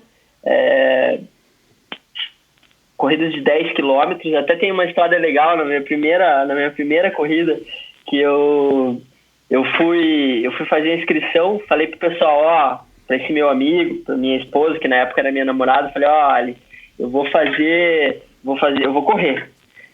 E vou fazer uma corrida de 10 quilômetros aí, eu vou fazer a inscrição. E aí todo mundo falou pra mim, né, cara, pô, Diogo, a gente sabe que você consegue, mas vai de leve. Faz uma corrida aí de 5 quilômetros, um pouquinho menos. E aí eu botei na minha cabeça que eu queria fazer 10 quilômetros e fui lá e fiz a minha inscrição por 10 quilômetros e não falei pra ninguém. E aí, à medida que eu comecei a demorar pra chegar, todo mundo começou a ficar preocupado, né? Pô, cadê o Diogo? O que aconteceu? Será que ele caiu, se machucou e tal? Demorou pra chegar porque a corrida era o dobro do que estavam esperando, né? E a partir disso, Michel, quando eu fiz a minha primeira corrida, eu falei, cara, eu quero mais. E aí cheguei a fazer uma maratona na minha cadeira de rodas comum de uso diário. 42 km, fiz para 3 horas e 59, cara. Em 2015 foi a primeira maratona que eu fiz. E foi animal, assim. Aí, a partir daí, eu falei, cara, eu quero fazer um Ironman. E aí, não quero fazer um short, eu quero fazer um Ironman. E aí foi aquele planejamento que a gente estava falando. Eu comecei, a minha primeira prova foi um short. Com um mês eu caí na piscina. A natação sempre foi a minha dificuldade. Eu caí na piscina, não conseguia atravessar 25 metros. Um mês depois de eu cair na piscina e afundar, que nem uma âncora ali, eu tava nadando, largando para minha primeira prova de short. 6 meses depois dessa primeira prova de short, eu tava largando para minha primeira prova de meio Ironman, a prova de Itaipu, né? Que hoje tem o Challenge lá, né? Eu acho, não sei se tem ainda, se foi extinto também. Mas é uma prova que eu recomendo para todo mundo fazer, porque é excepcional. E um ano depois de que eu estava largando lá, que eu resolvi que eu queria fazer triatlon, eu estava realizando o meu objetivo de fazer de estar largando para uma prova de Ironman, né? Mais ou menos um ano aí. Com a ajuda da Vanusa Maciel, né? Da Vanusa, que foi minha treinadora, e do Luiz Rissato, que até depois dessa minha prova, eu acho que o Galvão, o pessoal acabou tendo a ideia lá de fazer o anjo, né? E definir, de você fazer uma prova com alguém acompanhando você na prova, porque eu tinha muita insegurança com relação à natação, no sentido de que, cara, será que eu consigo sair da água? Não sei se vai ter corrente, não sei como é que vai estar o mar. Você já tinha nadado 4 quilômetros antes de fazer a natação do Iron? Já tinha. Uhum. Nadei em piscina. Nadei em piscina, isso. E cheguei a nadar uns 3 quilômetros no mar aqui Mas é aquele negócio, o problema é que o mar hoje tá de um jeito, amanhã tá de outro. Né? Não é a mesma coisa. Então, isso que era o mais difícil para mim. E aí eu tive, nessa minha primeira prova que eu fiz, o Luiz Rissato, que ele o cara é algumas vezes Ultraman aí também, já correu o UB 515 aí várias vezes. Então, ele me acompanhou nessa prova, que é um grande amigo, e assim, para que nada desse errado ali, para que eu sobrevivesse na natação. Então, foi incrível, assim, cara. Depois, quando eu sabe aqueles 5 minutos antes da largada, eu olhando as boias do Ironman, cara, ali no Jurerê, cara, eu olhava para aquilo e falava, meu, o que eu tô fazendo aqui, cara? Esse negócio é muito longe. Mas aí, por outro lado, você tinha certeza de que você estava preparado, porque você sabe tanto quanto eu, a gente tem que se preparar, a gente tem que construir o corpo, construir a cabeça, como eu falei antes, não vou fazer um Ironman, vou fazer minha inscrição aqui, amanhã vou fazer uma prova do Ironman. A gente tem que construir, a gente tem que abdicar de muita coisa para estar realizando esse sonho, assim. Então, no meu caso, né, um sonho. E quando eu tava ali, cara, aqueles 5 minutos antes, assim, foi surreal, assim, eu me lembro como se fosse hoje, assim, e tá realizando, tá cruzando aquela linha de chegada é extraordinário. E quando que você resolveu ir para Kona e por que, assim, você falou, cara, eu quero ir para Kona? Claro, provavelmente você queria sentir de novo a sensação de fazer um Iron. Conta um pouquinho aí de como é que foi essa trajetória até Kona. Então, eu sempre tive muito incentivo desses meus amigos do team ali que estavam comigo, assim, dos triatletas ali. Tem um grande amigo meu que é o Giuseppe Musella, e esse cara, ele já tinha ido para Kona algumas vezes antes, e ele sempre me motivando. Inclusive esse desafio de fazer o meio Ironman em 6 meses foi dele, de fazer Itaipu lá. Ele me lançou esse desafio. E de novo, né, cara, aquele negócio que sempre volta pra mim, assim, quando, né, joga o desafio aqui pro Diogo, que é que nem jogar um docinho ali pra ele, que ele vai correndo atrás.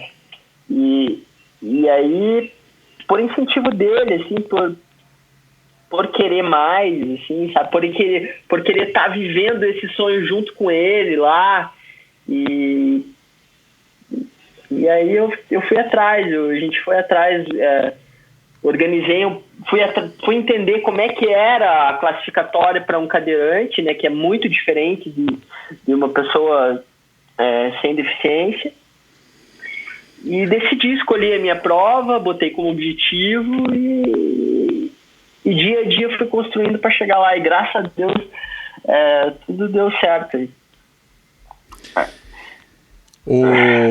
A chegada em Kona, o fato de você ter completado o Campeonato Mundial de Ironman em Kona, foi uma sensação diferente do que a prova, o primeiro Iron em Floripa, pelo fato de ser o Campeonato Mundial ou tal, ou nada vai superar a primeira prova lá em Floripa? Cara, foram experiências diferentes.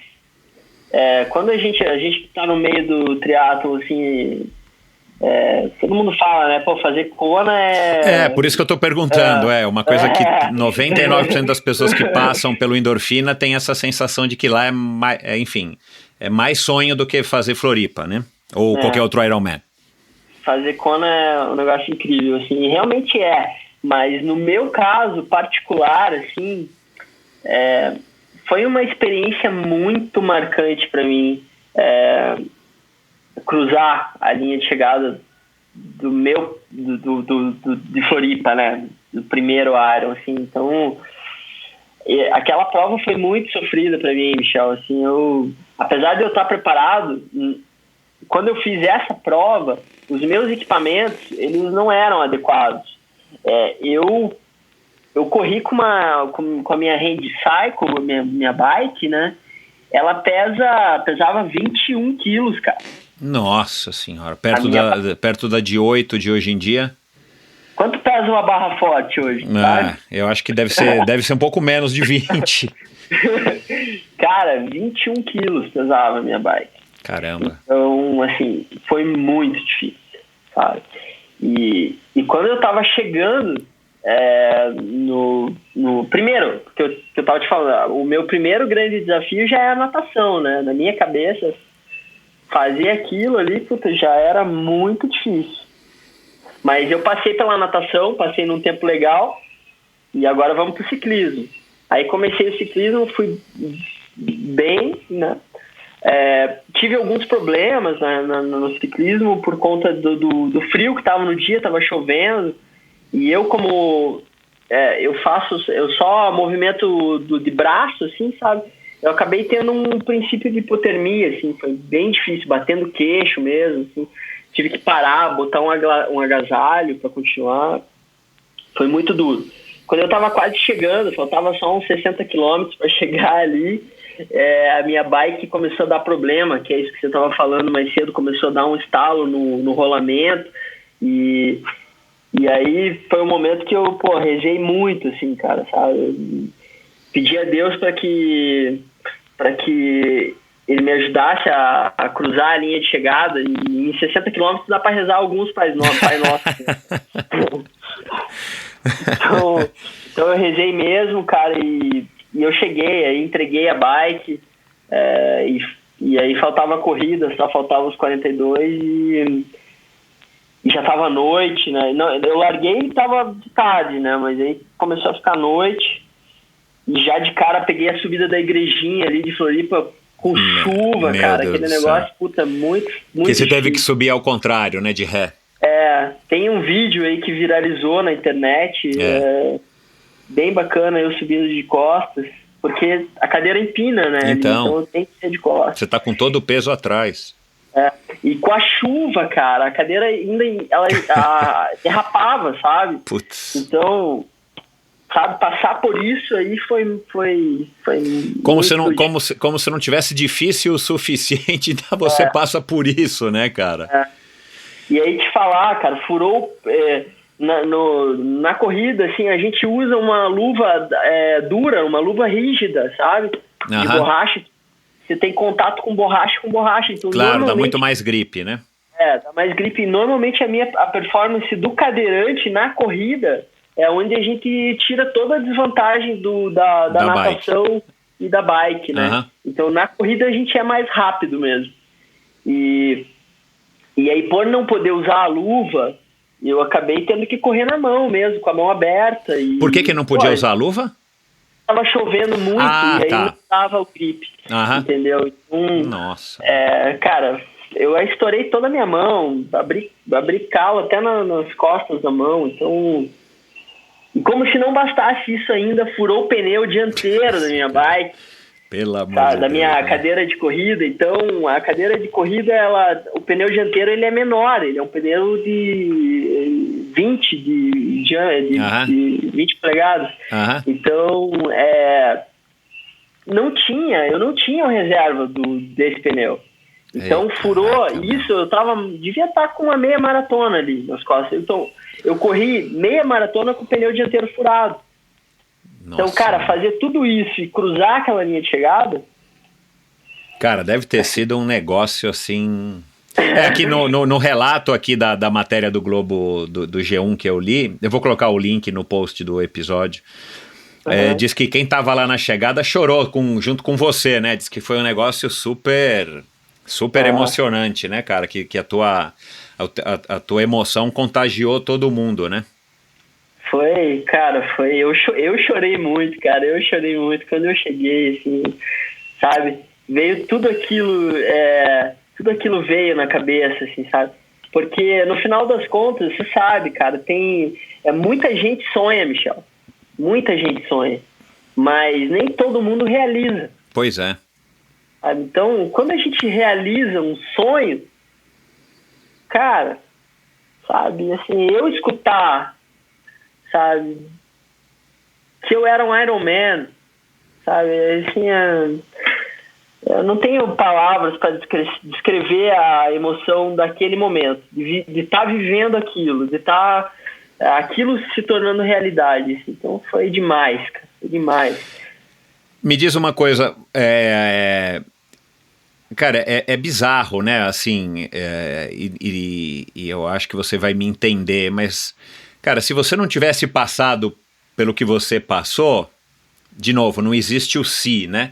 Mas você jamais teria vivido um momento, ou provavelmente não teria vivido um momento tão intenso como esse, né, cara? Então, assim, é curioso como a vida toma esses caminhos, cara, e de fato, eu não sei se você chegou a ouvir, Diogo, mas, enfim, são várias pessoas que já passaram por aqui e todas, sem exceção, tiveram, enfim, me passaram lições muito legais, mas uma das coisas que eu me recordo muito, porque isso está muito presente no dia a dia de quem, não só de quem compete, mas no dia a dia, né, enfim, de todos nós, foi a Vanessa Protásio, que hoje é psicóloga do esporte, coach e tal, que ganhou Maratona do Rio de Janeiro, acho que em 82, enfim, foi uma corredora amadora profissional na época, e ela falou, o que não depende da gente, não adianta você se lamentar ou você se preocupar.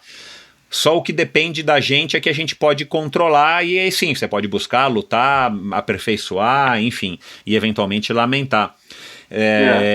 E cara, isso ficou na minha cabeça, e o que eu vejo dessa tua trajetória, né, é que assim, cara, aconteceu, você não tem como mudar o que aconteceu, né? Enfim, você simplesmente acordou um dia, não dá para pensar, e se eu não tivesse no carro, e se o motorista não tivesse, enfim, aconteceu e você simplesmente pegou aquela situação e resolveu controlar o que você consegue controlar, que era de fato o seu destino, a sua felicidade, como você encara a vida. E de novo, então assim, eu não sei se você encara dessa maneira, mas eu vejo você contando com tanta emoção esse momento, e eu consigo, enfim, perceber bem isso. Cara, que bom que aconteceu esse acidente com você, para você ter vivido essa emoção e que te transformou, como a gente acabou começando o episódio falando a respeito. Quer dizer, não que se você pudesse voltar atrás, que teria feito da mesma maneira, mas assim, que você conseguiu, com muita habilidade e com muito crescimento pessoal, com muita evolução como ser humano, pegar aquilo lá, né, que dizem aí, né, você pegou um limão e fez uma limonada, cara, assim, não adianta você reclamar se tá azedo ou se não tá, você chegou e fez. Então, assim, cara, que bacana que você conseguiu pegar uma realidade e tirar o sonho do papel e ir atrás disso, e você continua fazendo isso. E eu acho que, enfim, né, acho que todo mundo que está ouvindo percebe isso, e isso talvez seja uma das grandes dádivas que você tem, de estar podendo compartilhar isso com as pessoas, primeiro as pessoas que estão ao seu redor, né, que isso enfim, sorte dessas pessoas que convivem com você, mas aí agora também nessa tua nova jornada aí, também fazendo palestras e motivando as pessoas. Você concorda? Então, Michel, eu não diria que bom que aconteceu o acidente. Isso é mas assim, eu acho que é isso. A gente é resultado da nossa trajetória e de como a gente encara as coisas que nos acontecem e que a gente não pode mudar. Eu procurei sempre encarar as coisas, as dificuldades que me foram impostas como desafios, como objetivos a serem superados. Então, eu acho que tudo é a forma como que você olha para os problemas da vida, né? Eu passei por muita coisa, cara. Depois do acidente, eu vou te falar, eu tive uma lesão no isquio direito, na bunda,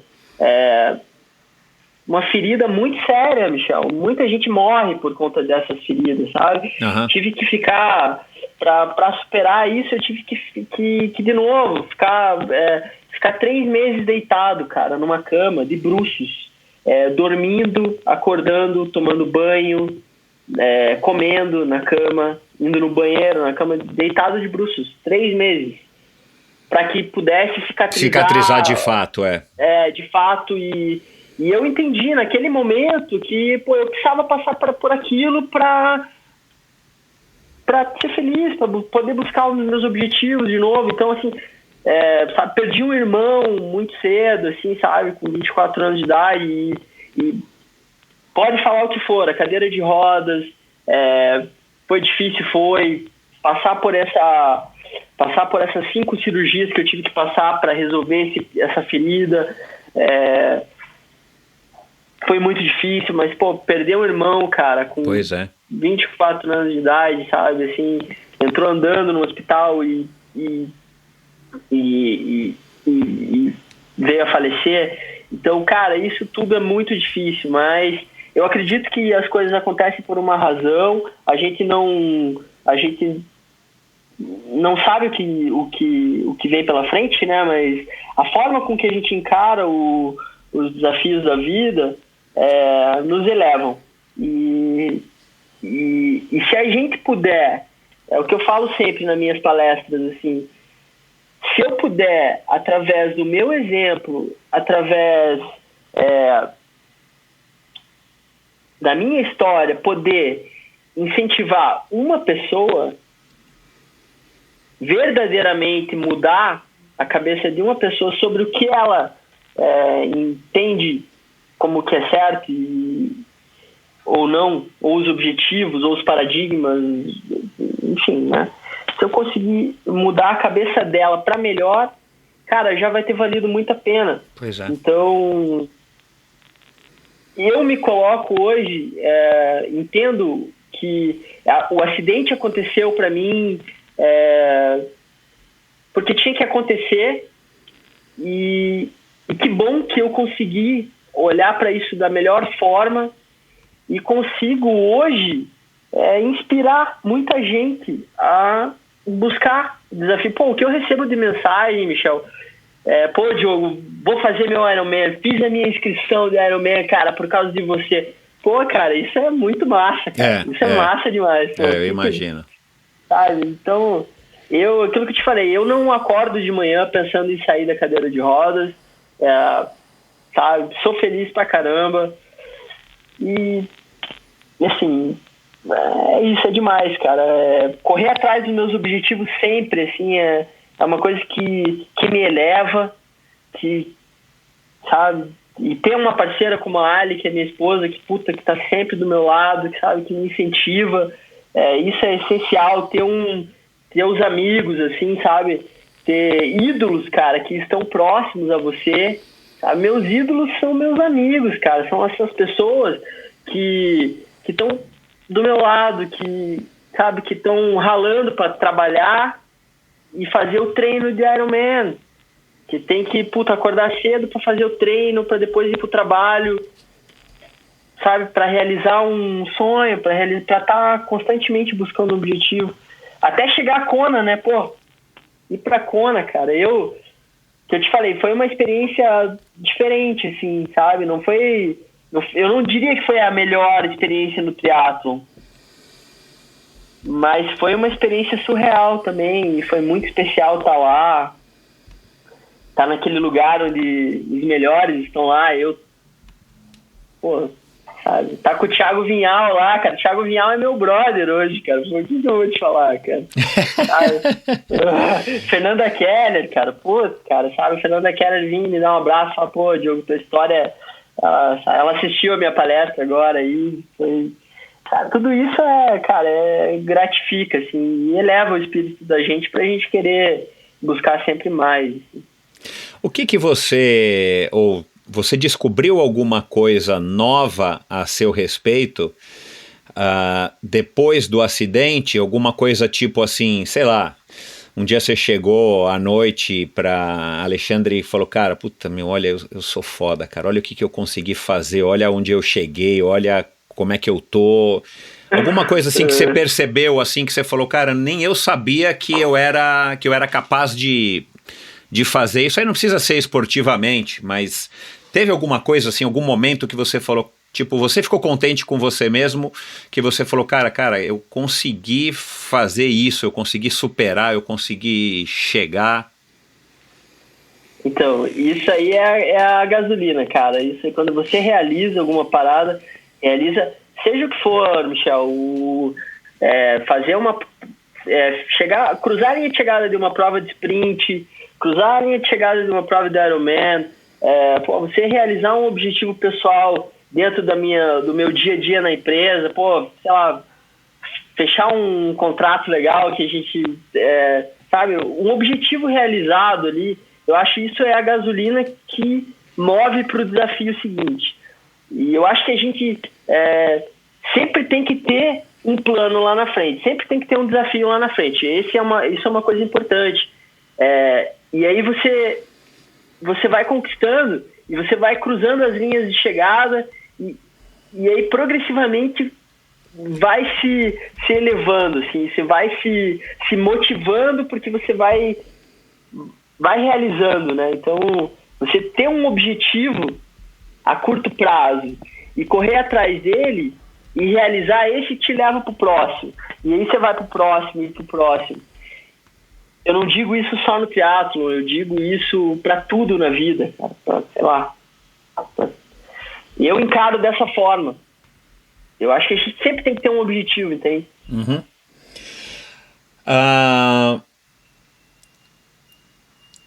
Qual é o seu próximo sonho, o seu próximo objetivo?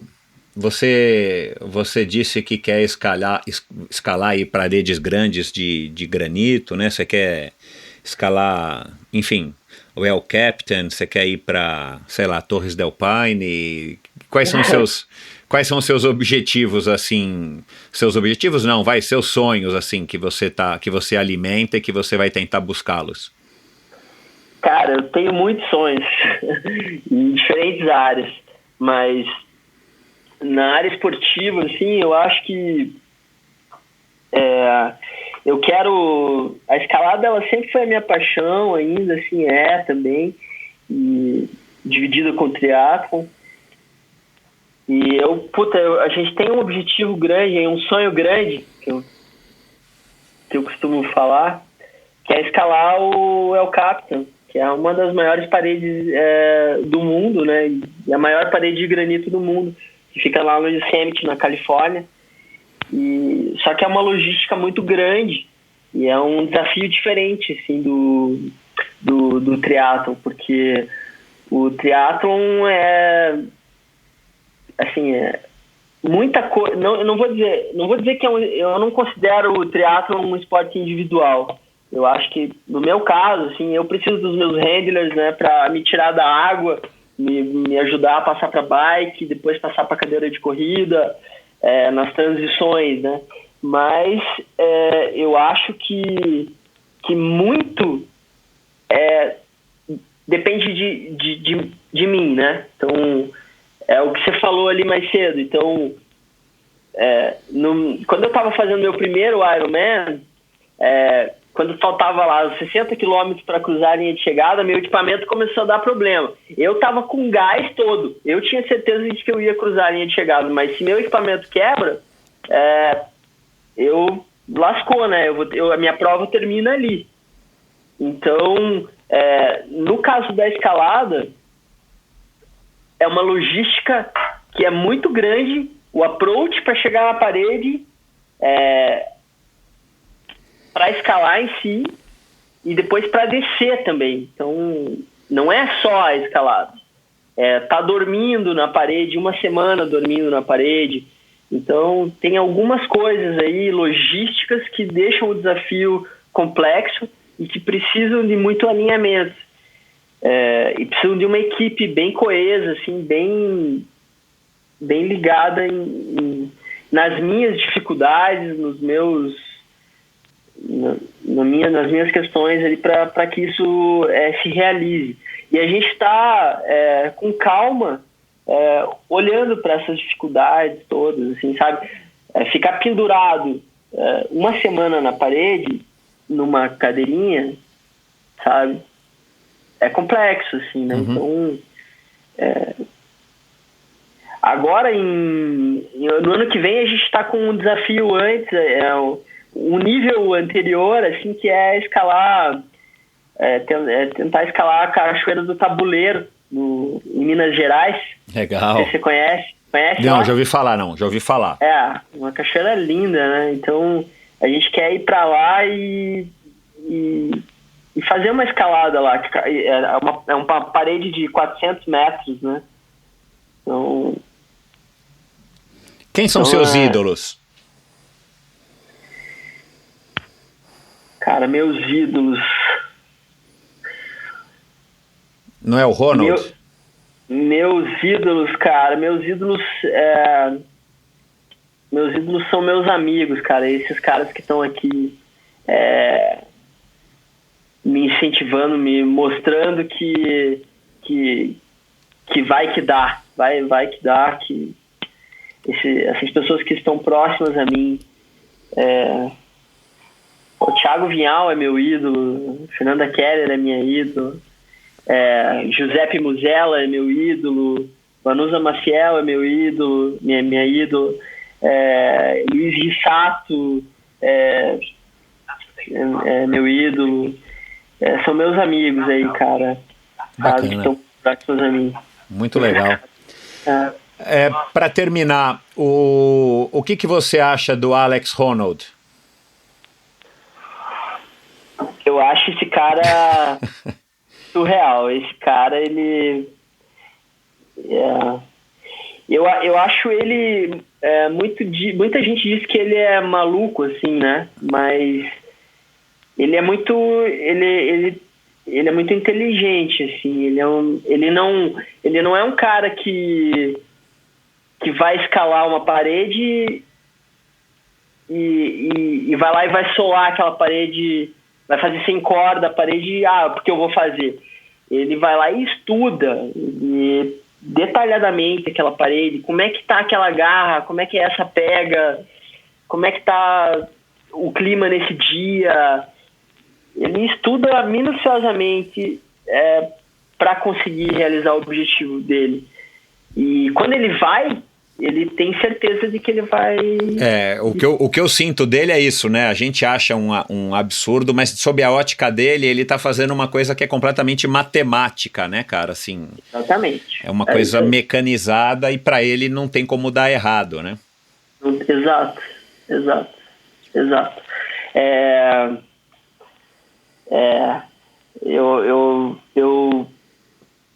Eu acredito muito nisso, assim, Michel. A gente tem que... Pra mim, antes, pra eu fazer um Ironman, era aquilo que eu te falei, que eu achava que era coisa de maluco. Quando meu amigo vinha me falar, cara, vem fazer um Ironman, vem fazer... Cara, eu falo, cara, você tá louco, isso aí não dá, isso não é pra mim. Eu tô numa cadeira de rodas, cara, entendeu? Mas aí, quando a gente aquilo começa a ficar palpável, você vai realizando seus pequenos objetivos no meio do caminho.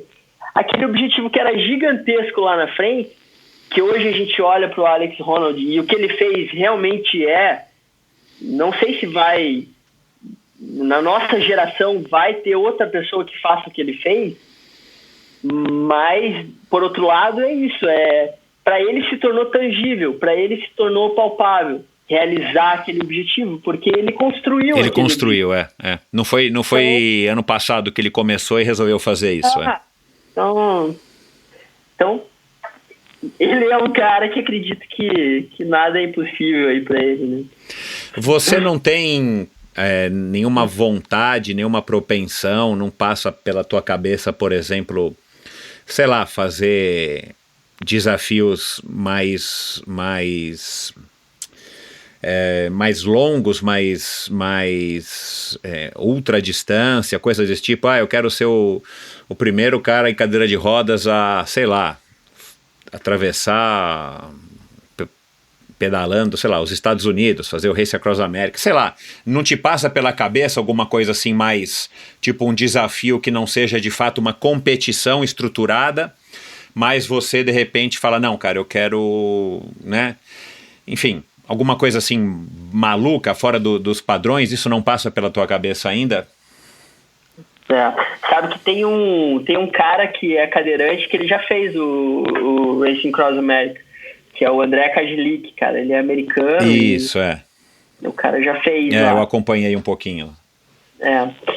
Mas eu... Que inclusive ele já fez o Ironman de Kona, né? Isso, já fez. Ele é amputado, né? Isso, É diferente, né?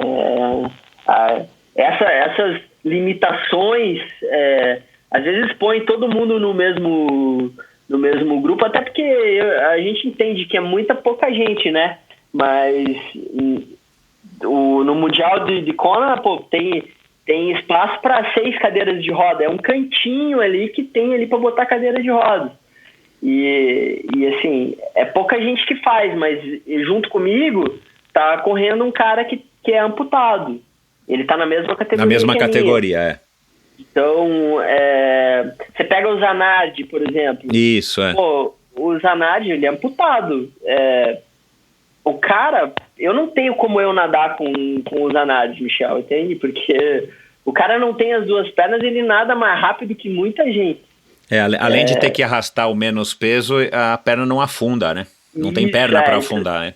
Exatamente. Eu tenho todo um arrasto ali, tenho na natação, tenho um peso a mais para levar na bike, na corrida, enfim. Na corrida, enfim, tudo isso. Então acabam colocando a gente tudo no mesmo grupo ali, mas é bem diferente, assim.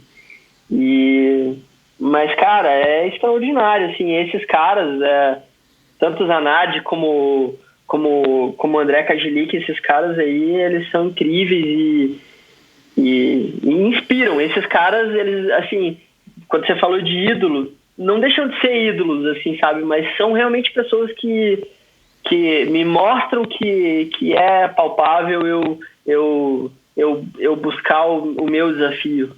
São mais próximos às minhas dificuldades, né? Bom. Então, bem legal. Cara, passa teus contatos, tuas redes sociais aí para quem por acaso não te conhece, venha conhecer melhor aí depois desse nosso bate-papo, quem quiser te contratar para palestra. Você disse que tem aí patrocinadores, cara, vamos dar o crédito aqui para as empresas que estão apoiando e acreditando em você, porque eu acho que enfim, é importante, eu gosto de dar esse espaço também e a gente tem que reconhecer finalmente pessoas que apoiam e investem no esporte e isso sempre é válido. Vamos lá. Pô, legal, cara. Obrigado por essa pauta aí, porque é sempre importante esse reconhecimento, né? Claro. A gente não realiza nada sozinho, né, cara? Então, exato. É muito bom ter essas pessoas para nos apoiarem. Eu tenho hoje, meus principais patrocinadores, eles são o Marcelo Almeida, né? A MAC, né? Que sempre me ajuda com minhas viagens, com meus equipamentos. Eu tenho a iBanks, que é uma loja de pagamento, é um site de pagamento na internet, né? Como o PayPal, assim. Quem faz as minhas cobranças aqui no meu caso da minha conta no Spotify. Então o Spotify eles cuidam, então o eBanks é muito massa, assim, os caras me patrocinam muito aí, desde sempre, assim, sabe, acreditam na minha história. Então eu tenho a Caixa, a CAS, né, instituição americana, que ajuda muita gente aí a buscar desafios no paradesporto, né? Então, eles sempre estão me incentivando através da aquisição de um equipamento novo, a fazer uma viagem, fazer uma prova fora, ajuda a pagar uma... que legal! É legal. Então... Você compra os teus equipamentos com a ajuda deles, eles que indicam, tem lá especialistas, que tipo de apoio que eles te dão com relação a equipamento ou não com relação a equipamento? Na verdade, você tem que fazer faz parte de uma... Você tem que fazer uma requisição no começo do ano, sempre ele faz para eles, entra no site deles lá, tem que preencher um formulário e dizer qual é o teu desafio, qual é o teu challenge, e eles vão aprovar aquilo ou não, né? Dependendo do que você quer. E aí, caso seja aprovado, aí eles vão te dar o benefício. Normalmente, eles dão equipamento ou um auxílio, assim, para viagem, né? Então, no caso... por exemplo, recentemente eu fui para os Estados Unidos buscar um equipamento novo, uma cadeira de corrida nova, e aí eles me deram a cadeira, só que eu tenho que ir lá buscar por conta, né? Então aí... Entendi. Enfim. Entendi. Então é isso. E aí, tem a CEF que me ajuda, tem o Tim Vanusa Maciel aí que me ajudou por um bom tempo, né? Hoje já não tô mais com eles, mas, pô, sabe, a Vanusa, assim, que é uma pessoa extraordinária, que me ajudou por muito tempo. Gustavo Borges, da Academia Gustavo Borges. Tem a Bula Verde, farmácia de cosméticos, assim, manipulação. Então, é muita gente, cara. Tem dentro d'água que me ajuda com os uniformes, assim. Então, tem bastante gente para ajudar a tornar o sonho real aí no meio do caminho. Legal. E passa então tuas redes sociais para quem... Você é mais ativo no Instagram, Facebook, tanto faz? Pô, eu tô sempre ali no Instagram, cara. Ali no Instagram ali é fácil de falar comigo, ali sou eu que cuido do meu canal mesmo, então não tem erro. Diogo, arroba, né? Diogo Ratacheski. Tudo junto. Tá. No Instagram... Ratacheski com I no final, né? Não é como eu estava escrevendo. Tá, eu vou colocar vários links aqui no post do episódio de hoje para ficar mais fácil para quem tá ouvindo. Quem quiser também, enfim, se informar sobre palestras ou, enfim, entrar em contato com você, é mais fácil sempre pelo Instagram. Isso, pelo Instagram é fácil de falar comigo. Legal, é você mesmo quem responde. Isso aí. Bacana. Cara, muito obrigado, parabéns aí pela tua história, parabéns, enfim, por ser esse exemplo, obrigado por compartilhar esses momentos aqui com a gente. Com certeza foi um episódio super inspirador, tenho certeza aqui que o ouvinte também vai achar. E é isso, cara, que 2020 seja um ano muito bacana para você, que você continue seguindo esse teu caminho firme e forte, que você consiga conquistar a cada dia aí os seus novos objetivos. Diogo, parabéns, cara. Valeu, Michel, obrigado, prazer enorme estar aí com você, cara, e que a gente consiga inspirar pelo menos uma pessoa aí a se desafiar depois dessa conversa. Então vamos, das 5 que estão ouvindo, uma delas vai. Eu aposto com você, vamos botar fé nisso. Vamos lá. Valeu, legal, cara, um abraço, bom ano pra você, valeu. Valeu. E é isso, pessoal, cara, que motivador, que inspirador, um cara nota 10. E é isso, dá um alô pra ele, diga aí que você o conheceu, que você ouviu o episódio, o nosso bate-papo aqui, o episódio de hoje. Manda um alô pro Diogo, vou colocar aqui o link no post do episódio de hoje pro Instagram dele principalmente, mas para vários assuntos aqui que a gente conversou. Diogo Ratacheski, esse Ratacheski aí é meio complicadinho de escrever, mas eu vou colocar aqui para ficar mais fácil. E é isso, pessoal, obrigado aí pela audiência. 2020, novamente 2020 promete, muitos episódios legais. Eu acabei de gravar aqui agora alguns bate-papos que vocês vão se surpreender. E obrigado pelo apoio, obrigado por compartilhar, obrigado aí a todos vocês que têm apoiado o Endorfina através da plataforma Apoia-se. E se você quer conhecer um pouquinho mais do Endorfina, vai lá no Spotify, no Apple Podcasts, vai no Deezer, vai no Castbox, vai no Himalaia, vai no Magellan. Cara, vai em qualquer aplicativo grande de podcast, o Endorfina tem que estar lá. Se não tiver, me avisa, vai no endorfinabr.com. Lá você também encontra links para esses episódios, para outros episódios. Você vai ouvir, você vai conhecer melhor também, se você tiver interesse em ouvir esse episódio com a Vanessa Protásio, que eu comentei. Foi um episódio, se eu não me engano, no final de 2018, começo de 2019. Super bacana, ela foi uma super maratonista aí, carioca, no começo da cena das corridas de rua do Rio. Ganhou a maratona de do Rio, ganhou maratona de Miami, enfim, e para tantos outros episódios bacanas e legais com o próprio Marco Aurélio e tantos outros que já passaram pelo Endorfina, tá bom? Obrigado, até a semana que vem com mais um episódio do Endorfina. Obrigado pela audiência, valeu! Esse episódio foi um oferecimento da Probiótica, que tem a linha mais completa de suplementos para o seu esporte de endurance, entre eles a linha Carbap, que oferece desde os gels que são famosos, o carro-chefe da Probiótica, com o gel Black, que vem com cafeína, o Carbap em pó, ou o Carbap 4x1, ou o Carbap Energy Beat, e agora, mais recentemente, o Carbap Gum, que são as gomas de Carbap. Acesse Probiótica Oficial no Instagram e conheça e compre todos os produtos da Probiótica, ainda mais em tempos de Covid, no site loja.probiotica.com.br. E esse episódio também foi um oferecimento da Supacaz. A Supacaz é uma marca que traz desde 2010 mais cor e mais casualidade para o mundo do ciclismo, com as suas famosas fitas de guidão super coloridas e de uma textura e de um grip super legal. São fitas de guidão que eu venho usando aí já faz quase 8 meses. São produtos excelentíssimos e não sou eu que estou avalizando somente,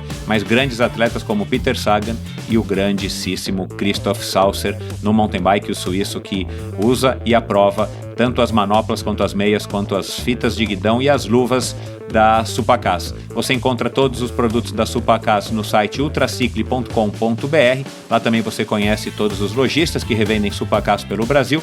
E uma promoção exclusiva, vai lá, compra, você ouvinte do Endorfina, você consegue comprar produtos da Supacaz com frete gratuito. Basta você colocar a palavra Endorfina no campo de cupom antes de fazer o checkout. E você que mora no Brasil tem frete gratuito para compras acima de R$100. Essa promoção é válida por tempo limitado, então vai lá e corre. E esse episódio também é um oferecimento da Bovem, a Bovem Energia, que é uma comercializadora, uma gestora e uma geradora de energia. Assim como para os meus convidados, para a Bovem, energia é um assunto muito sério. Uma empresa sólida e confiável, com profissionais experientes e treinados para lhe oferecer agilidade no atendimento, robustez e competência na condução dos negócios. Saiba mais em bovem.com.br.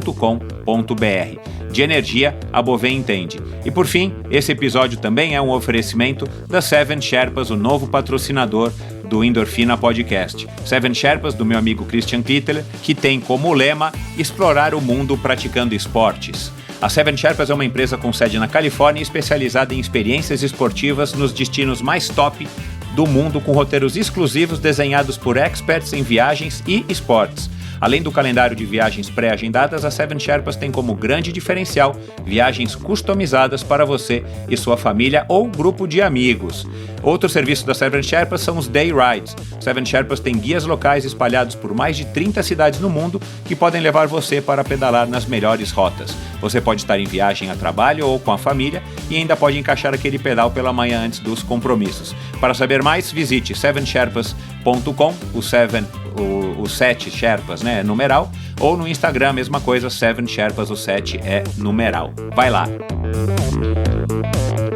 Obrigado por ouvir esse episódio do Endorfina. Acesse o endorfinabr.com, vá no post do episódio de hoje para conhecer um pouco mais sobre o meu convidado e alguns assuntos abordados em nossa conversa. Lá você ainda encontra todos os episódios do Endorfina. Siga o Endorfina BR no Instagram e confira imagens inéditas e inusitadas dos meus convidados. Participe enviando comentários e sugestões. Se você curtiu, colabore assinando o Endorfina no seu agregador de podcasts preferido e compartilhando com seus amigos.